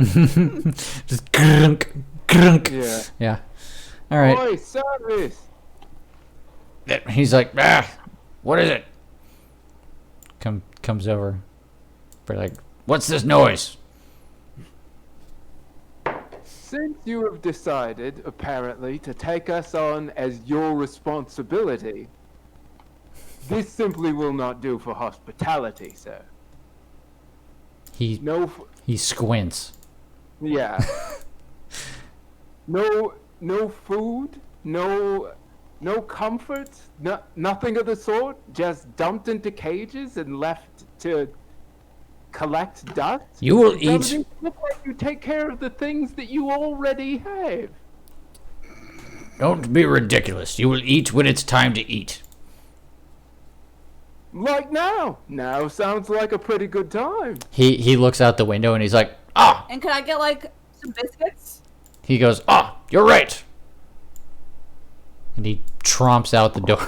At the door. Smart fellow. I doubt his rod is very well stocked. Yeah. But we could see. Dane takes off his coat and drapes it over Soma. Now that he's gone. Over dummy Soma? Yeah, over the Soma dummy. Okay, so he steps out for a bit. Is there anything in this circus tent? Or is it just like the tent? It's literally just the tent. It's been carefully tacked to the shelf, as if the shelf were the where the grass it was posted on. Okay. Once noticing that he's gone, like, all right, we should make a break for the airship. See if there's anything on there that can help us get them out of there. I agree. Head towards the ship. Okay. I don't know how long it would take to get there. Yeah, no, it's I mean, it's a short walk. We'll assume these squares are like, let's say 30 feet.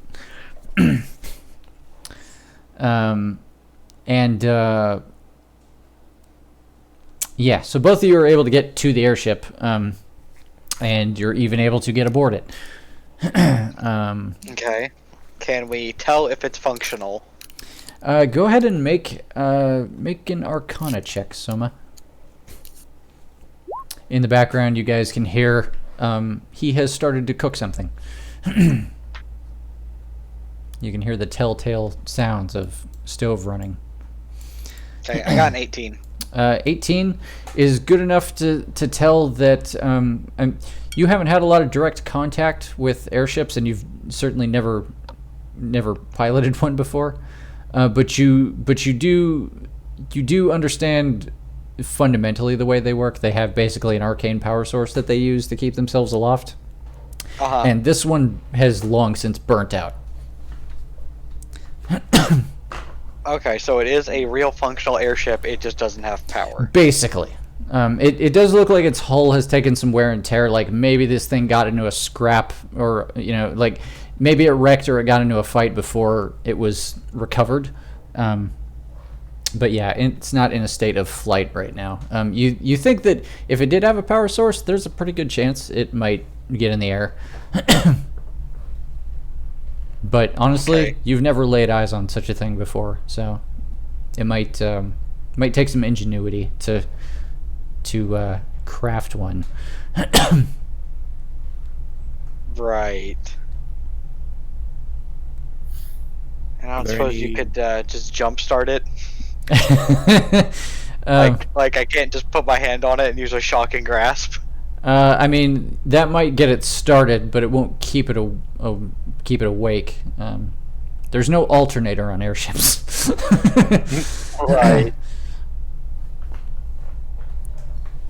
Are there any kind of, I don't know, like ropes, grappling hooks, anything like that? Some crowbars. Yeah. You find some crates. They're full of like old rotted food and some, probably some rotted like cloth and things like that. Maybe a couple of cannonballs left over, but not much in the way of like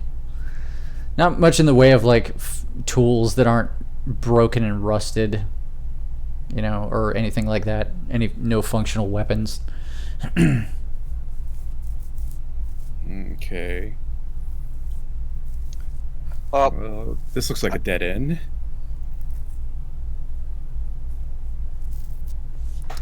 And so you guys spend a little bit of time down in the hull of that thing trying to get a sense of it. Sure. And after a few minutes, you hear Baugi start pounding around outside again. You guys just stay below deck because you assume he's not going to check inside the ship. okay. Also, just checking my equipment. My character starts with the dungeoneering pack. I actually do have like a crowbar and a hammer on me. Okay, yeah, cool. Yeah, you guys have plenty of basic tools. I mean, opening crates is not an issue, but the ship doesn't have anything. Okay. And I'm going to assume because you're an artificer, you just have the tools you need to do artificer shit. Yeah, I'm the artificer and I have the guild artisan background, so I have alchemist set, smith tools, tinker's tools, and thieves tools on me. Okay, yeah, you're set. You got tools for everything. Yeah. What you're lacking in right now is materials, but you're ready to build. So Baggy, he smashes around. You hear his footsteps get quieter for a bit. You hear a door open and close. Yeah, hey, what does he feed me? I'm like a bug person. I figure I'm like a vegetarian or something. Yeah, I did. Like flowers and stuff. Yeah. What the? Do you just eat bug goop? I think I eat flowers. Yeah, he probably I think he puts like flowers in there. Yeah, he probably just brings you flowers, which is a pretty good deal. He has a. You can see out the window the garden that you were checking out before. He's got some pretty nice fresh flowers. He gives you like one every day. That's what fucking got me in this mess. These delicious flowers. Yeah. They're like some of the nicest flowers I've ever had. At least the food is good. I made the best honey I've ever made the first day I got trapped here. It was amazing. Yeah. I ate it myself. It was so good. I ate it twice. Because I had to make it and then cough it back up and then eat it. Yep. So just bee stuff. So as you guys are well, there's no conversation. Never mind. So you hear him. You hear he went outside, and then you guys catch a sight that's actually pretty familiar. Barely through the window, over the pipe organ. The pipe organ sits actually a bit above the. It rises up above the windowsill a little bit, so you can't see the ground out there. But you do see him milling around, and it looks like he brought out like a bowl of something, and he sets it down on the ground, and it's about that time that you see another figure come into view from behind the piano. You don't get a full view of it, but it looks like a giant fuck off dragon, and it rears up, roars, and gets ready to like breath weapon this giant, and the giant just turns around and like decks it in the jaw, and it just falls over, and he's like down, Muldeer, or you'll fast another day, and he fucks off, and Dever, you've definitely seen this happen a couple times. Like he keeps a dragon basically on a leash, and occasionally he rides it away from his house and then comes back at the end of the day, doing God knows what. Holy mackerel! What a grandstand! Yeah. I have a question. Yes. So, are we up against a wall here at the bottom, or is there a gap in the floor and then the wall with the window on it? You're pretty much up against the wall, but right here is a windowsill.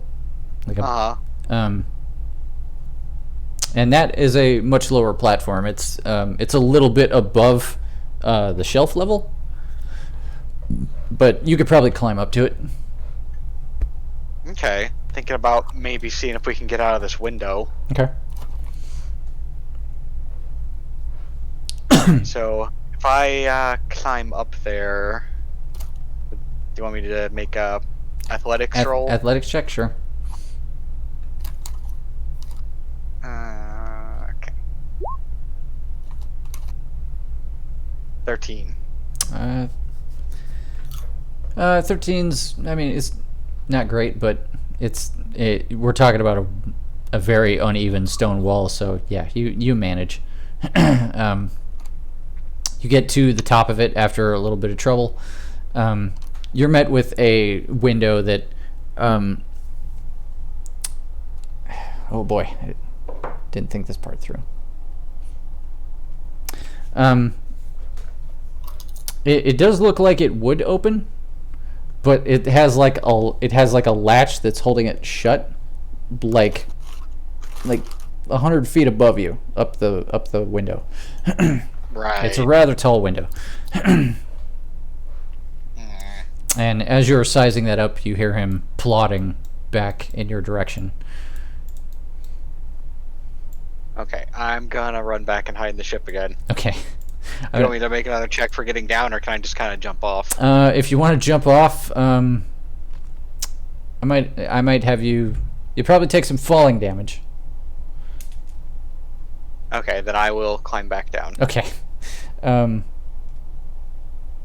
Let's see. I'm gonna have you make a stealth check.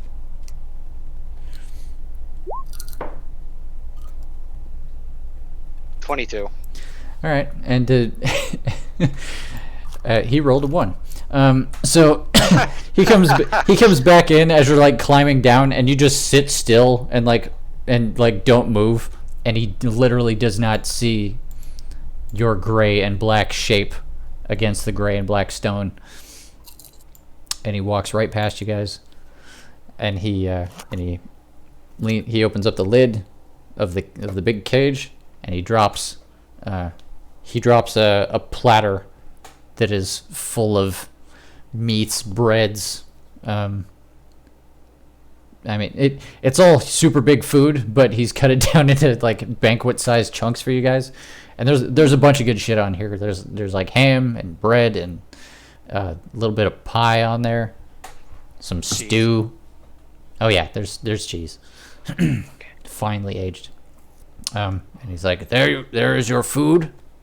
And he closes the cage, and then he just sticks a flower through the golden cage bars, and he's like, I crawl inside the flower. he's like, it's like a him-sized flower, and I'm like a me-sized bee. Right.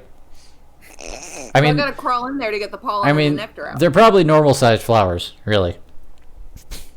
Well, normal by whose standards, Keith? What scale are we at here? I don't know. He's like 50 feet tall, and I'm like 2 feet tall. How big are these flowers? It is the size of flower that you expect to find in Giantville. It's a humanoid-sized flower. It is a mellifera-sized flower. Okay. Nice. But anyway, I just like shove it on my nose. yeah. And then he goes and he grabs a plate and he sits down in front of the fire and he just relaxes.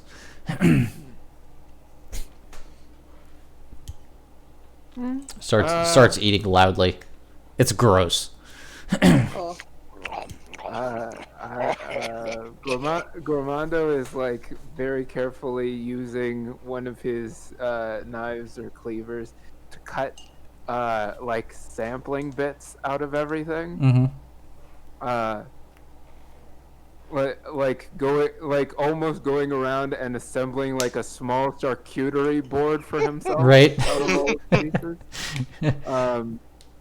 And like coming to the edge of the cage and like sitting so his legs are through the bars, just sort of like hanging over while he's eating. And I want to roll for how this tastes.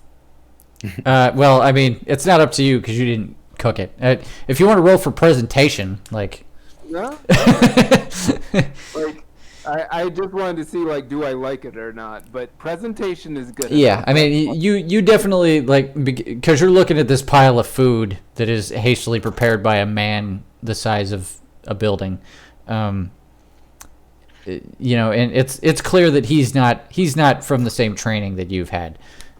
So it's high quality pork. Yeah, and you're tasting it, and you're like the presentation's not there, but you're tasting it, and you're like, well, this is okay, but this is clearly like Yeah. You know, old man living alone in a cottage by himself.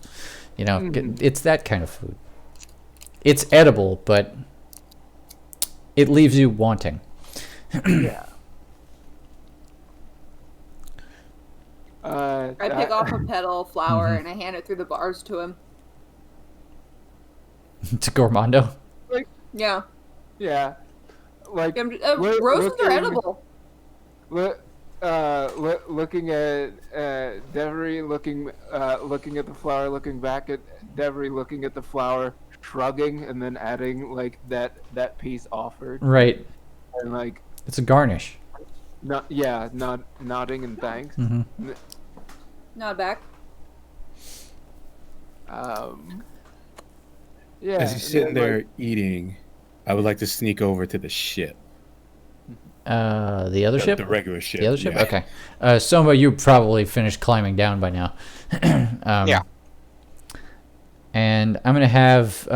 you had a bomb stealth check, but I'm going to have Taiga also make a stealth check. I don't know. Where are you going from here, Soma? Oh, I was going to go back to the ship where Taiga was. Okay. Well, he's moving to the other ship. Do you want to follow him? Oh, yeah. What other ship? The one that you're... Yeah, that one. Oh, okay. You're like, wait, am I standing on a ship? Oh, yeah, there's a ship here. I rolled a 18. Okay, perfect. Two of you managed to get onto the other ship just fine. If we go underneath, what do we find? Down below, kind of the same story. The ship looked like it's been here for a while. It's dusty, it's unused, unmanned. You actually find a skeleton in a corner on this one. But other than that, it looks like anything of value in here was either lost or just left here until it rotted away. It's been on this shelf for a while. Gotcha. Well, this is frustrating. This encounter can go for a long time. That is to say, you guys could be in captivity in this guy's house for quite a while. For an amount of time. Yeah. So, in the interest of time, what's the strategy here going to be? Some of you are outside of the cage. If you want to stay outside of the cage, how are you going to spend... Like, describe how you spend, like, the next several days in this house.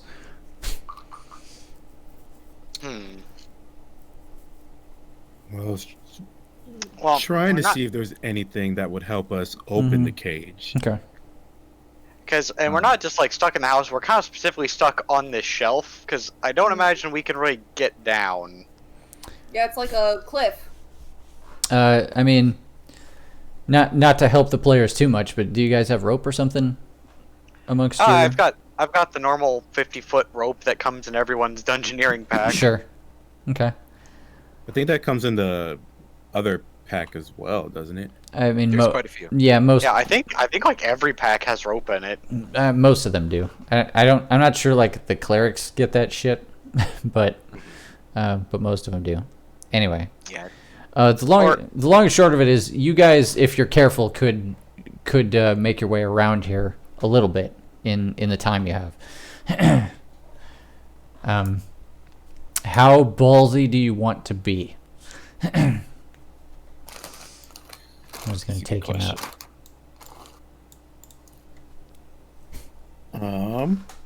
Soma can always go back in and out of the cage, so food ferrying won't be that hard. Oh yeah. Well, no, because it's a racial trait, so I get that misstep back after a short rest. Yeah. It would not. It 5 would minutes not. and a sandwich. It would not be difficult for you to, grab food, come back with food. Like, my point is, assuming he doesn't find you, you guys could live in this house for days. You guys could make do. Like, I have some ideas for things, but they're either they would only benefit me or they would not be quiet. Hey, I have a question. Yes. So Druidcraft. Yes. Can I use that to change like the material that something is made out of?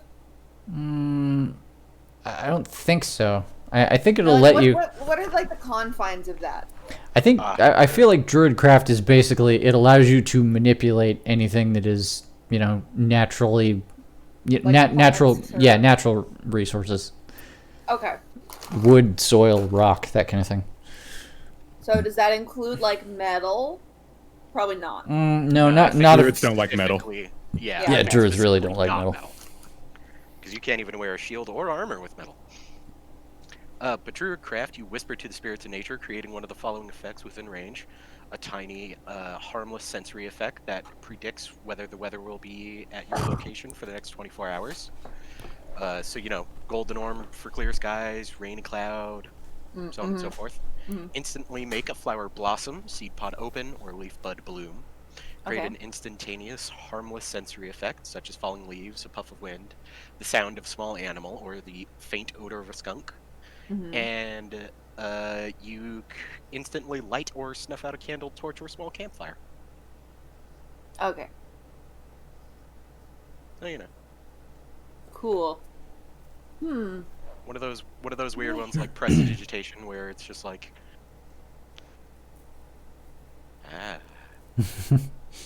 Yeah, I don't know. I don't have much here then. So I'll let you guys say what you want to go out and explore in this house, but I'll make you make a stealth check each time. Right. Okay. And you guys can, do what you want with that. I would. I'm zooming out so I can see how big this is. Yep. I would probably go explore the next room. Okay. See if there's anything in there that could help us either get out of those cages or maybe even return back to our original place. Okay. I can tell you this much. There's not a ton going on. Before you take off, I fix you a plate. Oh yeah. You guys eat. No. Yeah. So the interior of the cottage is actually pretty simple. He has this big room, which is like like his den. He has a bedroom on the left, which is very sparsely decorated, and there is a kitchen on the right, which has like a table and a simple stove and some basic supplies. That's the basic layout. And then the front door is to the north side of this map.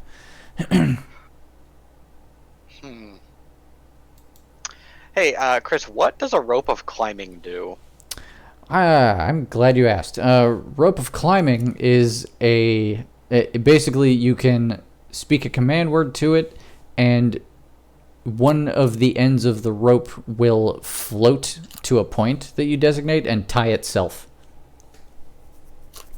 Okay. And you can do that to either end. So you can be like, you tie yourself to that, and you tie yourself to that, and it'll just do that. Okay. Hello, boss.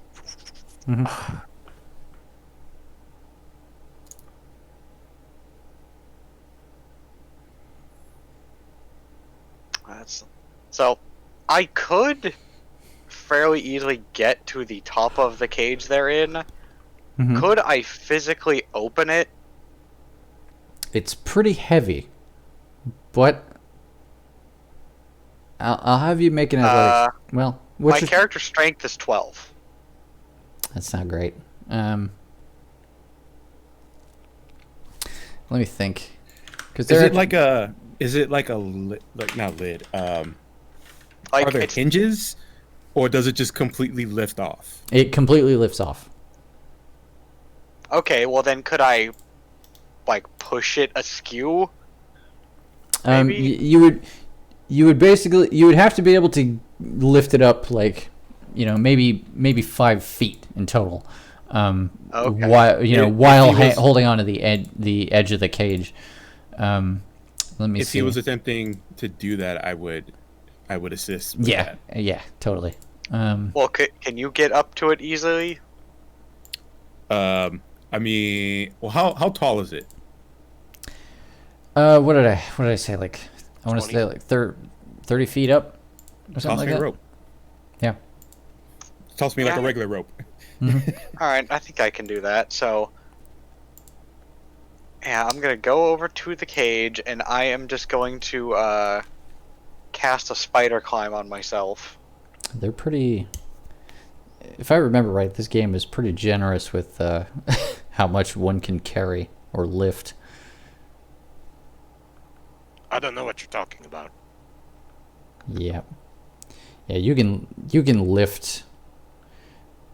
Just Soma could lift 360 pounds. Well, that's a hell of a deadlift, but I don't know if that still applies to this lid. Yeah. What's your strength? 12? Taiga? Oh. 8. 8. Okay. How big is my cage? Yours is probably about as tall, but it's probably only like 20 feet around. Oh, she's in a different cage than everyone else? Yeah, she's in a really yeah, that that like classic round, that cylindrical gilded cage. It's okay. it's that kind of design. Like you guys are in like a you guys are in like a snake cage. So between the two of you, you could lift 600 pounds. Would that be enough to lift that up a bit and move it aside just to make a person fit through it? I'm gonna say make an athletics check with advantage since both of you are doing it. Well, we're not even there yet. Okay. Do we want to? I mean, we can fast forward to that. Okay. You kind of said there wasn't really anything. We're back. Well, the plan of action was for me to just cast spider climb and walk up to the top of it, and I can just throw my 50-foot rope down for Taiga to climb up. Mm-hmm. Yeah, it wouldn't be hard to get him up there. Just one of you, probably Soma. Yeah, just make an athletics check with advantage. Okay.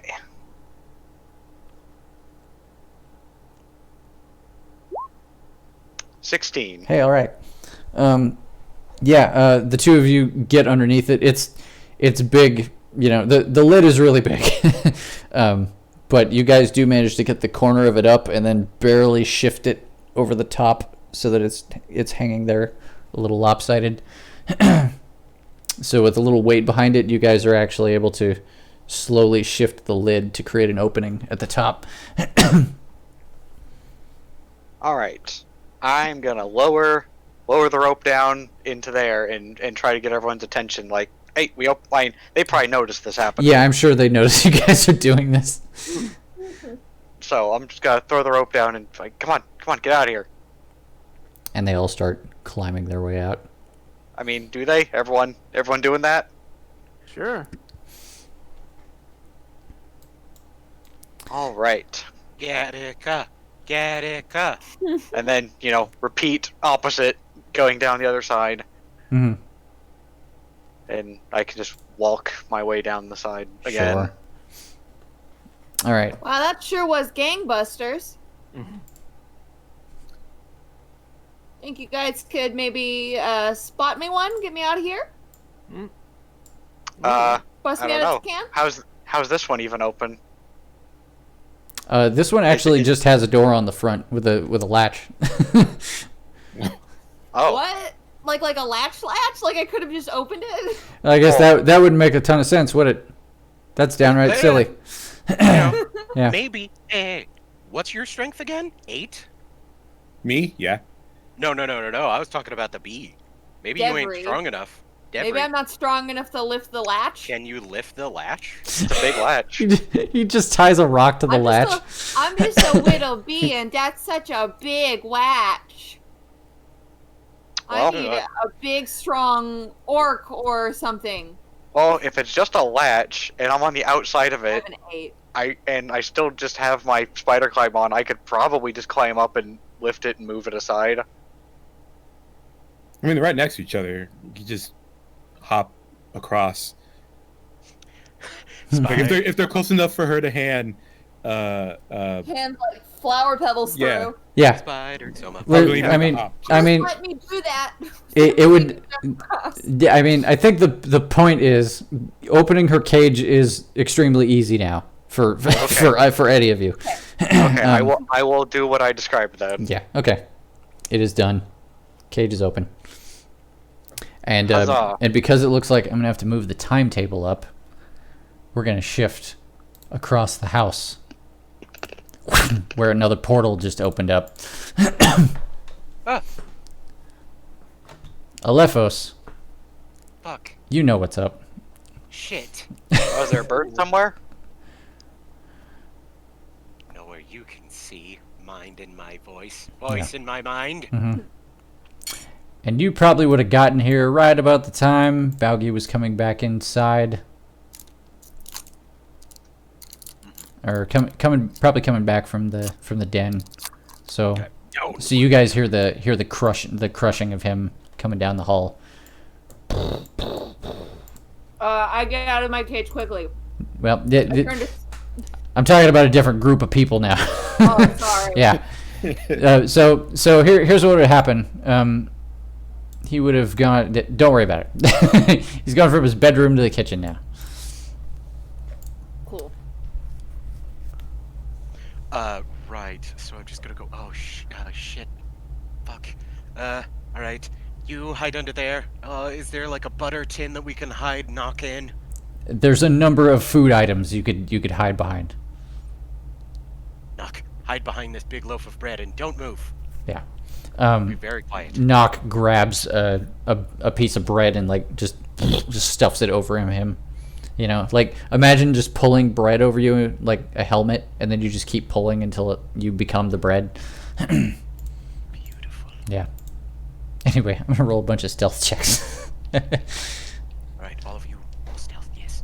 Yeah, all of you hide behind pie tins and honey hams and such. If any of you need grease. Yep. All right. So, I am a grape. Odor manages to hide great. And while he is busy doing that, he is not paying attention to Nock, who has forgotten that he was hiding, and now there is half a bread roll walking across the counter. Zujak is trying to hide, but it's clear that he's never had to hide very much in his life. Balgi comes back into the kitchen. Oh god. And, oh crap. And he pounds up here and starts moving some things around, and then he notices the bread moving. And he's like, cockroaches. And he picks it up. He sees little feet dangling out the bottom of it, and he grabs a foot and extracts this ogre from the bread. And Nock's like, yeah, no! Flailing in all directions. Well, joke's on him, he's won. Well, Nock's dead. Yeah. Zujak forgets himself and is like, Nock, no! And then Balgi looks down at Zujak and he's like, I mean, I pop out and I just go, God damn it, Zujak, why do you... And then I point at the ground below his feet and I press grease. Grease! At the giant's feet? Yeah, at the giant's feet. Grease! Okay, cool. DC 15? DC 15, grease! Dex save, you say? Let's see. How are we on Dex? He rolled an 8. So you grease the floor. He reaches out to pick up Zujak, and immediately his feet slip, and he just fucking goes ass over tea kettle, just like a Muppet. Just Nock goes into the air. He just throws Nock across the room. No! Oh crap! Oh shit! So Nock's like over here somewhere, just. Oh, he's fine. Bishop comes out of hiding and is like, "Oh, are we fighting it now?" And you hear his palms charge. Bishop, no, not yet. God, I just panicked. Very well. His hands calm down. Guys, I'm not gonna lie. I'm kind of freaking out like a bird right now. I'm gonna fly around the room. Odor jumps down onto the stove. Scatter! Yeah. He then is immediately like, shit, the stove's on! And he jumps down to the ground. It's rough. I'm just going to fly over him, just in a straight line. And I think that'll be as far as I can move with each of these representing 30 Yeah. and like my flying being 50.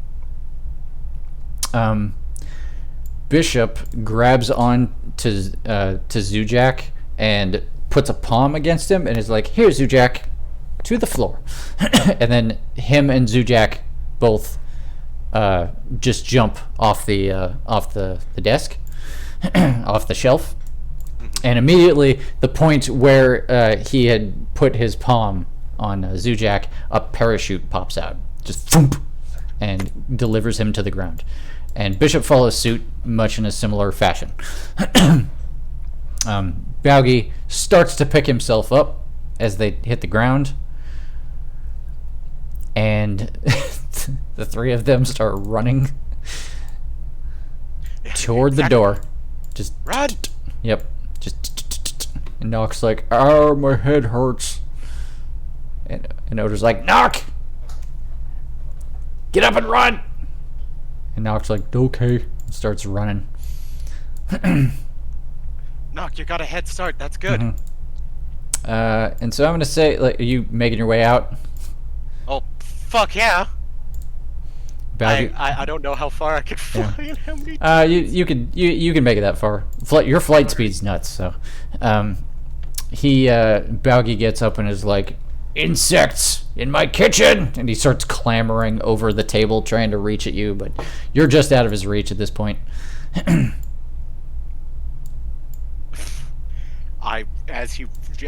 I'm just out of his reach. I just say, "Oh no! Look out! You're about to put your hand in some, what? Grease." So you're just laying it down on the table. He rolled the same number. You put it down right under where his hand's gonna be. He puts his hand on it and it just squeaks out from under him, and he just chins down on the table. So you guys are hearing some kind of commotion from the kitchen, and at this moment you hear his chin come down hard on this table, just pow. And then you hear a lot of voices being like, "Run!" And just they stop in the hallway like, "Now what?"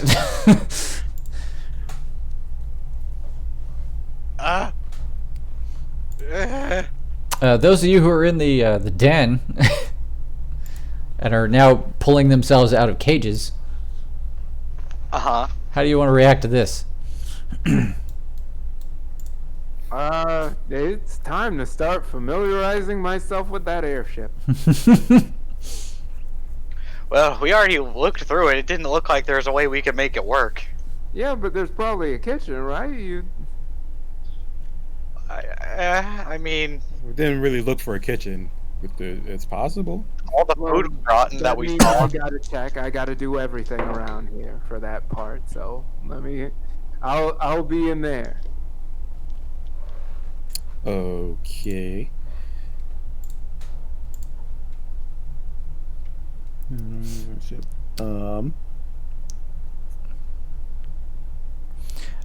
Odor grabs. We just hear it, right? Like we can't see anything from where we are. I think you can kind of see, like a sliver right here. Yeah, and actually, he probably hasn't had a chance to reset his. I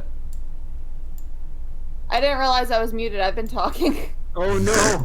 The Discord curse. It's great. Okay. I didn't say anything real consequential. Yeah. But I did say something to Gourmand. I was trying to get Gourmand to not leave and to stay with the rest of us. Oh wait, okay. So you're a foodie, you say. What if I could get you the Yeah. world's freshest honey? you guys can probably see a bit out of the doorway, but other than that, would we have seen like a big old body flail? You can't see his body from here, but you might be able to see. Actually, that's a good point. I'm gonna have. Let's see. Probably because. Well, it sounds like you're paying attention, so I'll have you make a perception check, Tyga. Can you see a bright green man-bird thing? Man-bird thing. Perception. Okay. 15. That'll do. 22. That'll do. You see 5 figures. One of them rather large. Hightailing it out of the kitchen. They're all similarly sized to you guys. But more importantly, you recognize that they are all members of the Institute. All of them. In fact, one of them is the guy that you guys heard earlier being like, "Don't worry, we're just doing experiments." And one of them is the creepy mailman that keeps greasing hamsters. Okay, that guy can stay here. You don't need to come back. Yeah, and That's true. And as you guys notice them, Odor grabs Knock and directs him towards the front door and is like, "I hear voices. We're going this way." Odor, no. We're here looking for people. We have to find them. Oh, I was just trying to run away. Okay. Oh. I would shout out to them if I recognized who they were. I would shout out, wave my hands back and forth, try to get their attention. Okay. Yeah, okay. So you guys probably all start moving in that direction. Baggy's got to be... Baggy's shaking it off. You hear him be like, "Brrr!" Like he's mad.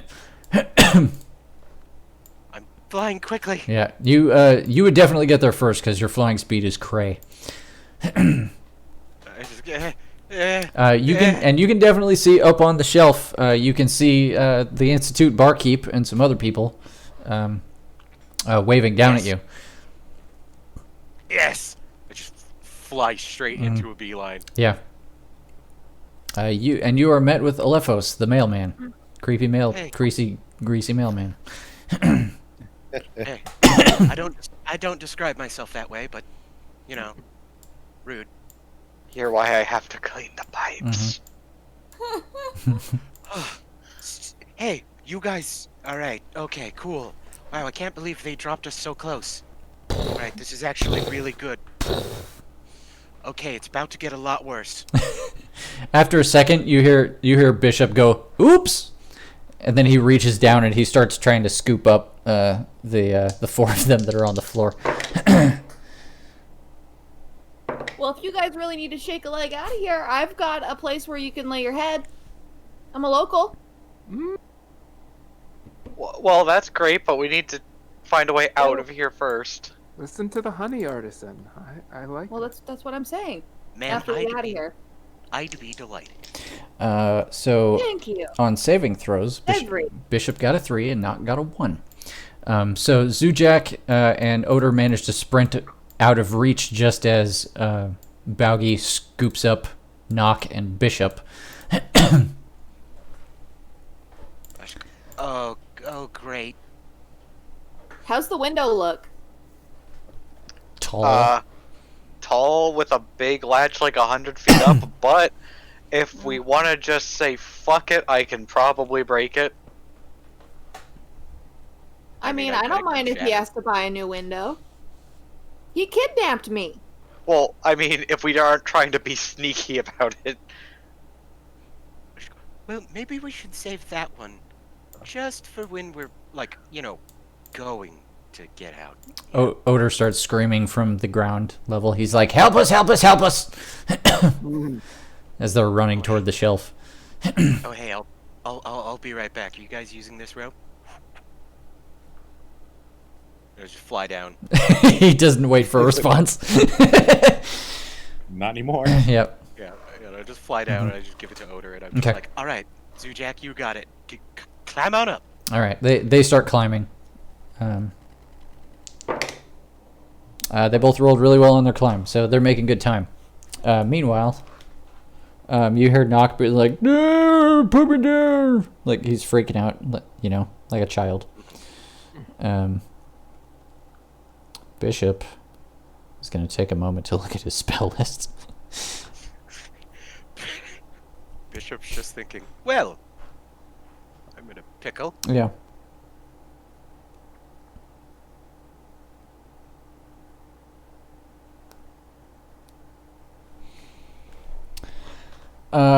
You guys hear what basically sounds like a Tesla coil charging, and then just and there's a flash of light that comes from the hallway. Okay. I think broken doors just became an option. Yeah. I mean, broken windows. And a second later, Nock and Bishop descend into the room on parachutes. And Nock is like, "Wee!" And More friends? yeah, and you hear Balgi be like, trying to shake off whatever the fuck Bishop just did.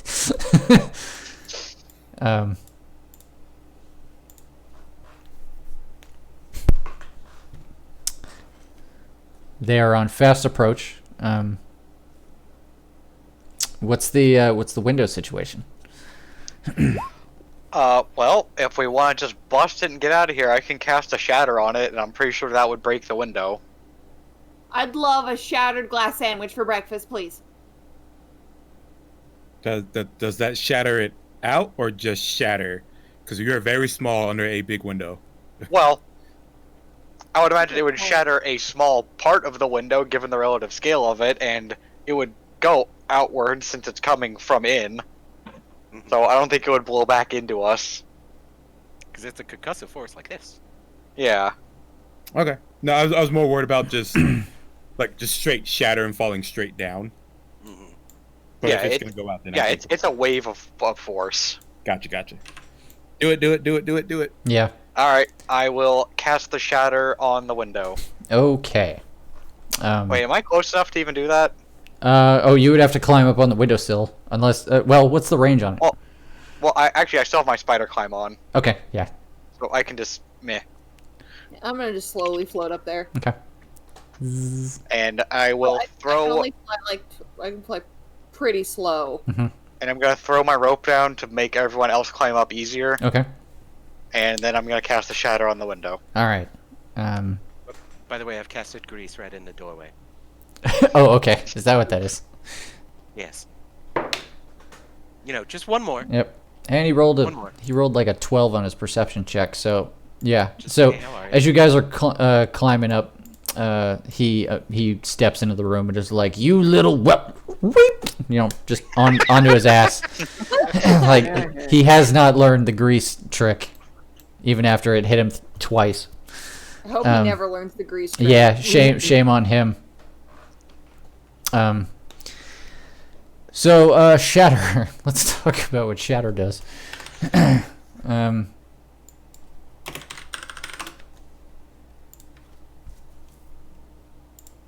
Oh, ignore that. Each creature in a 10-foot radius centered at the point makes a con save.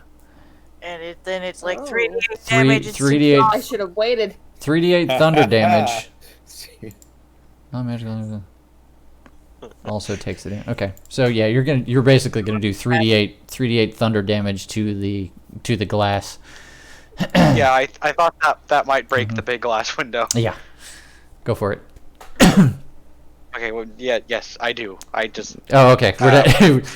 Let's skip the roll and just. I'll tell you what. We're gonna roll the damage to see how destructive this is. all right. Because there is a distinct chance that you will break quite a bit of this window.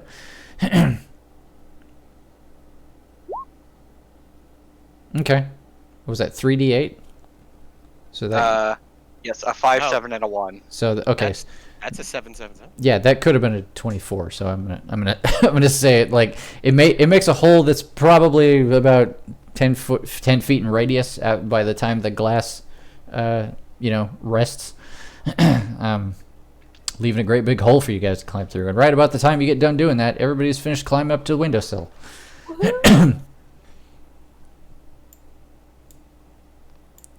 So I'm just gonna move everybody outside.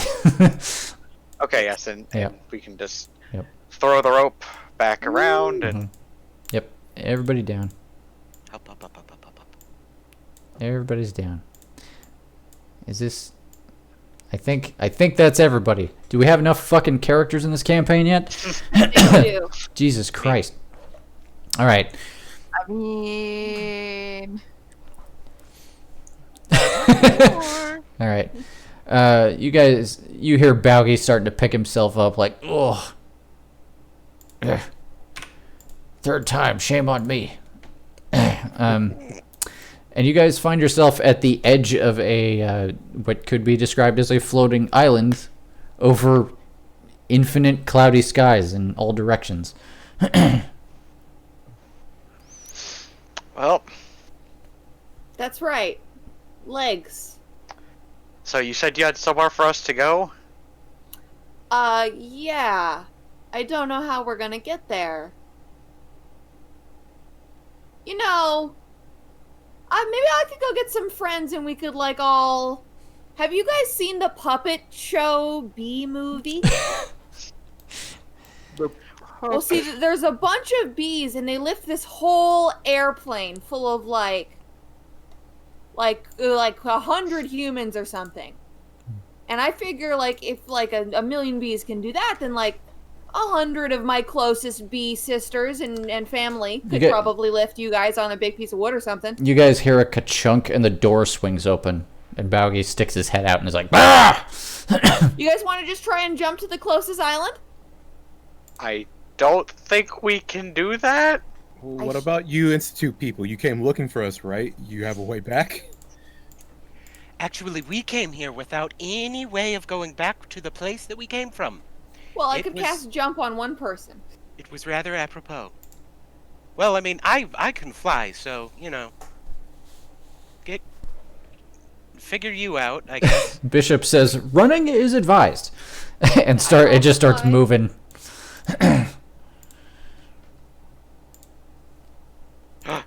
Wait a minute. Could we cut down a flower and write it down like some kind of giant Mary Poppins? Like an Not umbrella. another puppet show. Yes. We've Glad already you've had seen that one. we already had an extended discussion about the scale of the flowers here. They're not big enough for that kind of shenanigans. Damn it, that's right. People start running as Yeah, run. as Baugy starts lifting himself up onto the shelf. We're moving. Yep.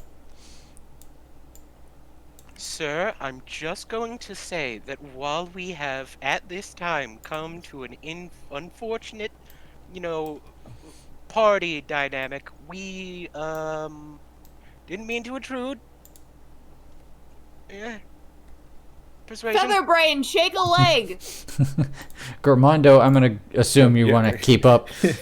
Yeah. Oh Yeah. yeah. Like again, with like having like collected all of the stuff that got dumped out of the building, and now like running with that, and also an armful of like leftovers. Yeah, your arms are full of whatever food you were able to salvage. All of the other All right. stuff that he had played out. All right. Can you move your token, Jay, or? Oh wait, hang on. Sometimes. Oh wait, gotta. You gotta Yeah, get down. You gotta believe. Yeah, I'm trying. No? Okay. That's fine. No, That's it's probably just, like, it's probably my fault. shadow moved until like. Oh, yep, I see the problem. There we go. All right. Yeah. There. Now I got. Wait. Yes. Cool. Yeah, the tokens are gonna need fixed. All right, so you guys get a good distance on him across this garden. I'm just gonna scoot. So, what's the scale here? Is this like Honey, I Shrunk the Kids, or are we bigger than that? Oh, you're bigger than that. I mean, it's worth mentioning that, like, now that you're going past this garden, you don't necessarily feel like you guys have shrunk. I mean, it definitely looks like that, but a lot of this plant matter actually looks like normal sized. You'd be like, Okay, so it's just the house and what's in it that's weirdly big. yeah. Baugy is a big man who lives in a big house. That's the takeaway from this. Okay. Inside, were we like borrowers scale? Like the borrowers? You guys watch the borrowers? Sure. Okay, cool. I'm saying that mostly Wanted to because clear I that up. barely remember that. So, guys, I'm thinking that we should all throw ourselves off the edge. Now, hear me out. The plane of air is infinite, so yes, you'll fall, but fall forever. Baugie puts a foot on the windowsill to get out of there, and his greasy fucking feet give out under him, and he just face plants into the There's garden. an alarm on my phone. Oh no. When he does that, the other voice from the other side of the house goes, "Ha! I saw that." My grease. Yeah. Um, Baugie gets up, looks back at the window on the north side, and is like, "Mo dear, you can be replaced." Do I know which direction my hive is in? Or You'd be a pretty shitty bee if you didn't. yeah. Oh yeah. I assume you can find your way home because bee stuff. Because bee. Yeah. Okay, cool. Please show me the direction of my home. I don't want to be pushy. You're the DM. You're God. Sure. Yeah. I'm gonna say it's on this map eastward. Well, that's the Oh, opposite great. direction we're going. Wonderful. Well, maybe the island's not that big around, and we can just like loop up. Mhm. You know, it'll be fine. There's a dragon on the other side, though. Mhm.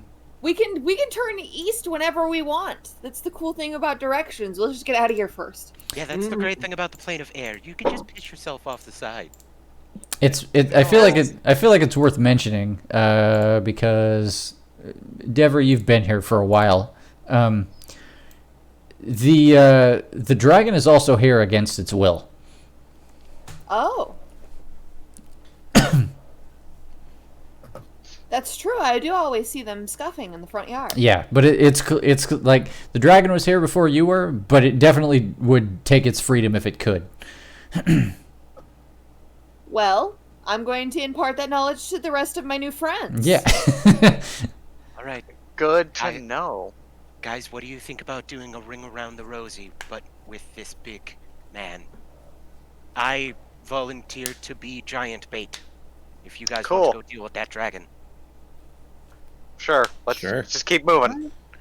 We're not really in a stop and have a conversation place right now. All right, so Tiger would keep running, like all right, even if they're talking. all right. So Yeah, I mean, I figured that we were running while we Yeah. were saying this. yeah, I mean, Oh yeah. say something if you're not gonna run like hell. Okay, good. So a lot of you are running around the house, except for the flyers. Take a powder. Yep. And Baugie picks himself up. He finishes yelling at the dragon. He's like, "You see the trophy on the wall? That's what happened to the last one." And turns back to you guys. Do you want to give us line of sight on Matt now? Do you guys not have line of sight? Nope. He's in the black for us now. Oh, you guys can't see what happened to him. Well, yeah, that's they fine. have- You guys left Alephos to figure this shit out. Well, Oh, I okay. kind of wish. Well, presumably he's gonna meet us at the dragon.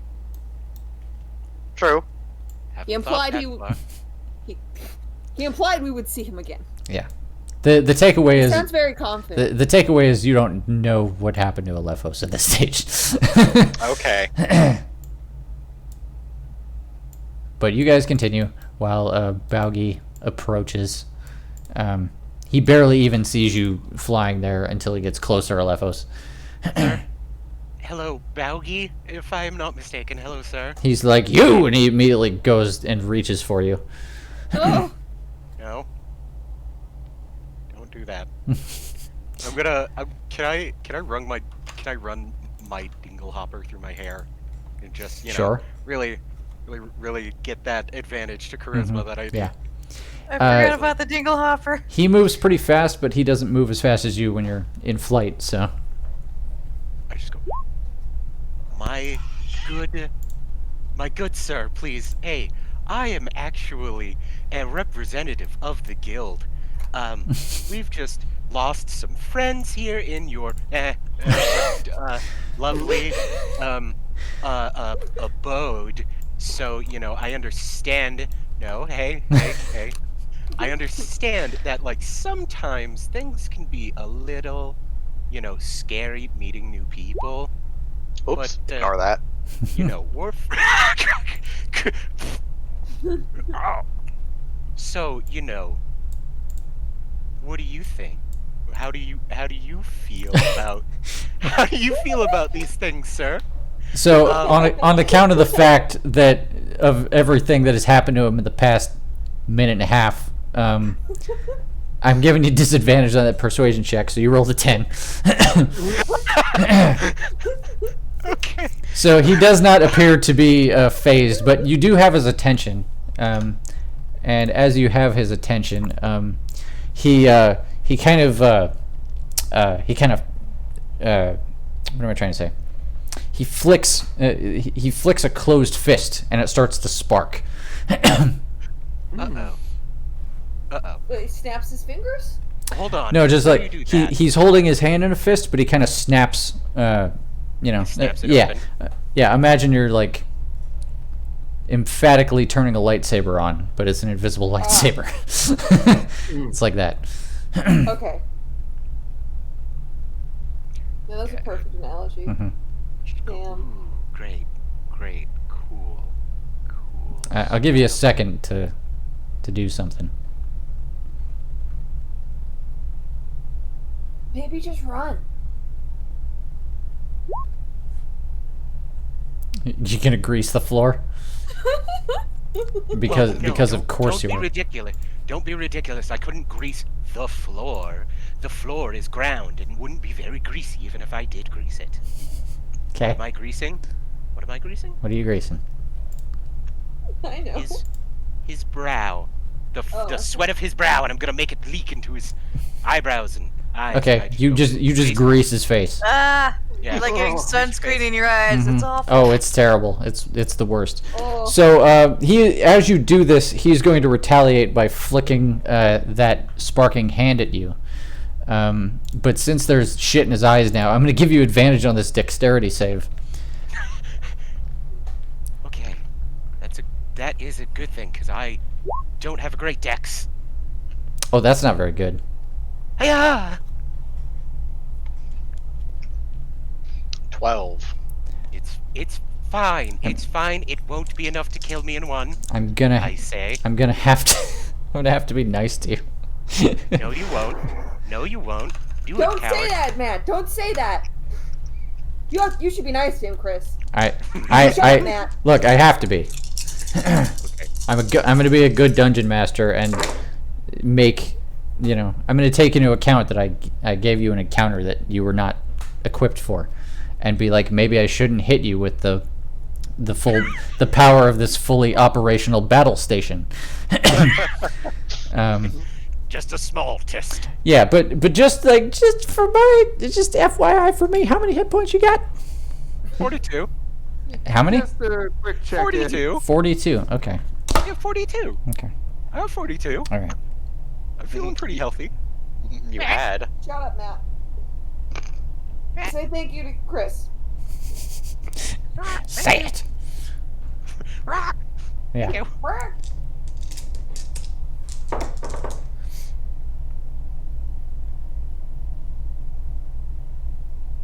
Oh, wait a minute.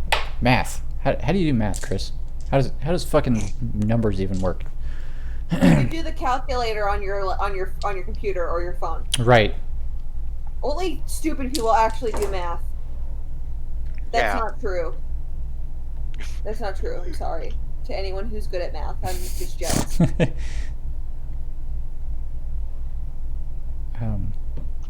Shit. No, we're gonna have to stop there. You're gonna take 27 lightning damage. Ow. I did it.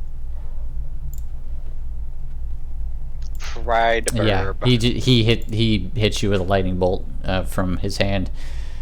Just for curiosity's sake, what's the potential damage that could have been? The potential damage looks something like this.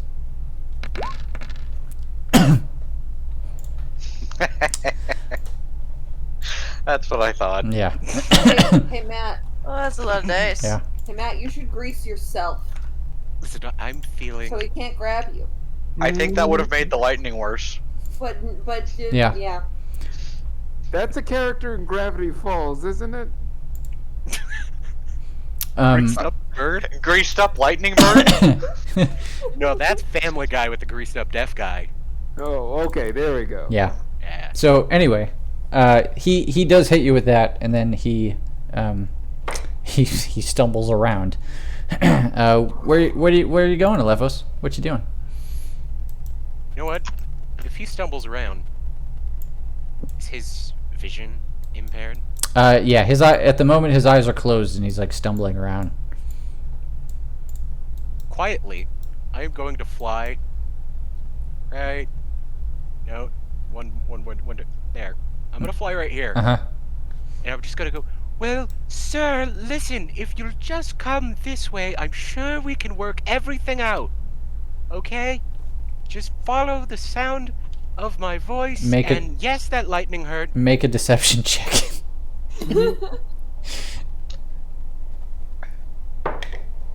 Oh. Have you seen my hair? It has been combed with a dingle hopper. 19. Oh, nice. Oh, Now listen, I know he's we've gone oh wow. Okay, yeah. I I was know like we've gone on a bad foot, but don't worry about it. I'm willing to give this a second go. I was like, oh, clearly Balgi's too wise for that. Nope. He's got a 9. Balgi.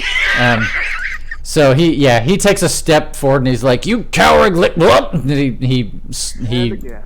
he just tips over the edge and starts falling. Screaming, I don't run. I'm just gonna go out on a limb and say that the laughter is in character. As he's falling, Yeah. my name is Alephos. I'm from the prime material plane. Shortly after you say that, Gonna come back. shortly after you say that, his fall slows until he is stationary. And he takes a moment and starts just like raking grease out of his eyes while he's floating there. No, my ultimate plan. But oh, you fuck! Oh, you shitter! Shenanigans has failed. Bullshit! I'm going to stuff you and put you on enough with the grease. Bye. Flap, flap.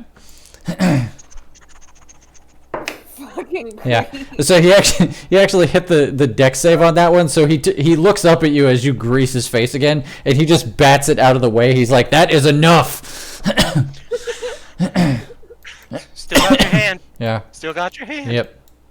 Anyway, you're flying off. I don't know where you went. You're on a wall. Here you are. I don't know. Here you are. Yeah. Yeah. Okay. So you don't look back at whatever, wherever he is. Listen, man, fuck Yeah. that. I've won this encounter. Yeah. But shortly thereafter, you guys would arrive probably at around the same time. In front of the house, curled up over, let's see, right over here. Yeah, sure enough. Speak Draconic. Sure enough, a colossal dragon is sitting here next to an empty food dish. He is shackled to the stonework. So I was gonna ask. We heard the dragon speaking common. Oh yeah, that's right. Yeah, he laughed at him from the doorway. If we do need it, though, I do speak Draconic. He's a fanboy. He's part of the draconic fandom. Oh, That will come in handy. are you a scaly? Not really. There's an argument to be made. Give me a few levels. Hey. Yeah. Deborah like puts her hands up. Hey, some of my best friends are scalies. Like, don't get me wrong. Can Anyway. Yeah, I'm gonna go talk to the dragon. Or run up to him Okay. and Yeah. Shrine He numbers. definitely hears you guys approaching, And Yeah, he's, not being stealthy. and he's like, "You tiny collectible." He's real big. He's like, "You collectibles." Hi, Mr. Dragon, sir, or ma'am. He lifts up one of his paws, one of his claws that has the manacles attached to it, and he pulls the chain taut, and he's like, "Release me, and I will take you from this place." Sounds good. Elio. Can I inspect the shackle? Yeah, sure. Anybody can go ham. Yeah, how chonk is this thing? It's chunk enough to hold a colossal dragon in place. But it means the keyhole is almost big enough to crawl into. Like 10. Is it magical? Can anyone detect magic? Ooh. Can I just crawl in and like undo the latch? Well, that's what I'm asking if it's magical or not. Yeah. Like, so do any of us have detect magic as a spell? 1 second. I've got Arcana. Well, I can cast detect magic. Sorry, what'd you roll? 10. And what check was that? Investigation. Okay. Yeah, you look at it. It looks like a big manacle to you. I'm smart. Yeah. Well, do you want to detect magic at it, Destiny? Yeah, just a second. I'm just grabbing it. Okay. Bam. Detect magic.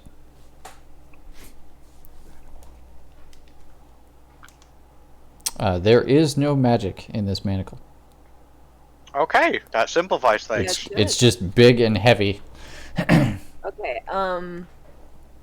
So you say it's almost big enough to go into? Since I'm only 2 feet tall, does that mean it's definitely big enough for me to go into? Yeah, it would be a squeeze for you, but you could stand in it. Okay. Don't get squashed by mechanisms. Right. I'm gonna barely lean in at all, just enough to be able to see the compartments because I have a quarterstaff. So I want to use my quarterstaff to push the pins and to unlock it. Oh, okay. I was gonna hand you a crowbar, but that works. Or yeah, I could use. Actually, you need 2 things. So I'll use my quarterstaff and her crowbar. As you're doing this, the fellow from earlier, who is for all intents and purposes a robot, he just comes up and like holds a finger out, and it goes, and light comes out of it, and he just holds it up like a flashlight for you over your shoulder. You are all the most killer diller fellows I have ever met. And then I just, what do I need to roll to unlock this lock? Dexterity check. Spitballing. You don't have thieves' tools, but you do have a quarterstaff, which is not unlike a lockpick if the lock is big enough. Especially with a crowbar as well. And a crowbar, which is the bent thing. Yeah, I think the sticky thing and the bent thing. I think we'll just call this we'll have one of you roll a dexterity check with advantage, or sleight of hand even if you're proficient. I'm not, but I've got advantage, and I've got a +1 to dex. At least it's not a minus. How much time do I have? Can I do it again? I can try. Yeah, someone else can give it a shot. I hand off the parts. And I do have actual thieves' tools, but I don't think that's relevant here because they're small. I definitely come flapping over it. I'm just guys. Okay, so all right, good news, bad news. Okay, what good news? Made him fall. Bad news, he could walk on air. Well, we're about to get a dragon, so we'll see how this goes. Bishop says that's the robot. We're about to make a deal with the dragon. Bishop's like, so we are in a hurry then. I mean, Bishop, if you could get that other one off. That's not like a metaphor like you made him very happy or something. How do I roll a dex check? Just click the actual I have to word dexterity. The word. The word dexterity. Yep. Okay. Heyo, that's a crit. Yep. Woo! So your combined strength, you guys managed to figure out how to get this open. And with the manacle off, the dragon is free. Huzzah! Yep. And he's like, "Oh, thank the Lord," and he kind of dips down onto the ground so that his back is at ground level. Yeah, exactly. I'm little. I could sit on Yep. the tail. All you All right. pile on there. All aboard. Yeah, and there's room enough for all of you on his back. And just as Baugi starts to like, he is floating, but he's not floating very fast. So like he's like starting to inch up, like head's coming out of the top of the level you guys are on. Just as this making the Jetsons car noise. Yeah, just as the thing is starting to like flap its wings and take off, and before you know it, you guys are off. And Baugi's like, "Curses!" He winds up another. He's gonna wind up another lightning bolt as you guys are leaving.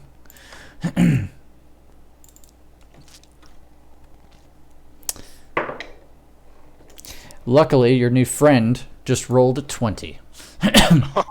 So you guys watch as like. Well, you guys don't watch, you experience, because it's awesome.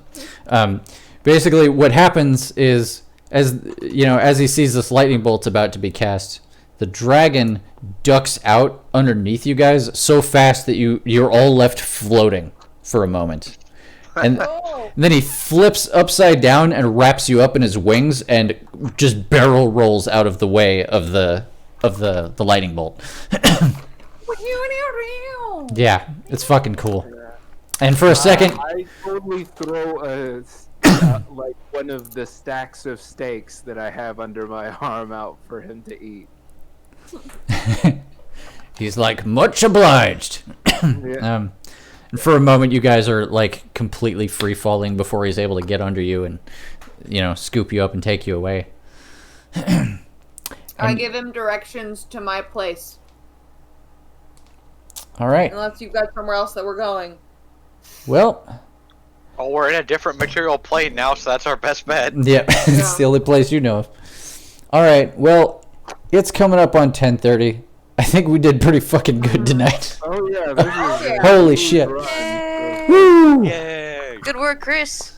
I don't Thank you, Chris. I don't know if it's all the talk about food or the fact that I burn calories like a motherfucker when I'm doing the Dungeon Master thing, but I'm hungry as shit right now. shaking. I've been eating this whole time. We bought all kinds of snacks before we got here to do D&D. Oh God. I do have to get up. Early for work tomorrow, though. Okay. Well, yeah, So I think it's probably we can call it there. Everybody say goodnight to Twitch chat. Right, Twitch chat. Oh yeah, Sumi, Twitch chat,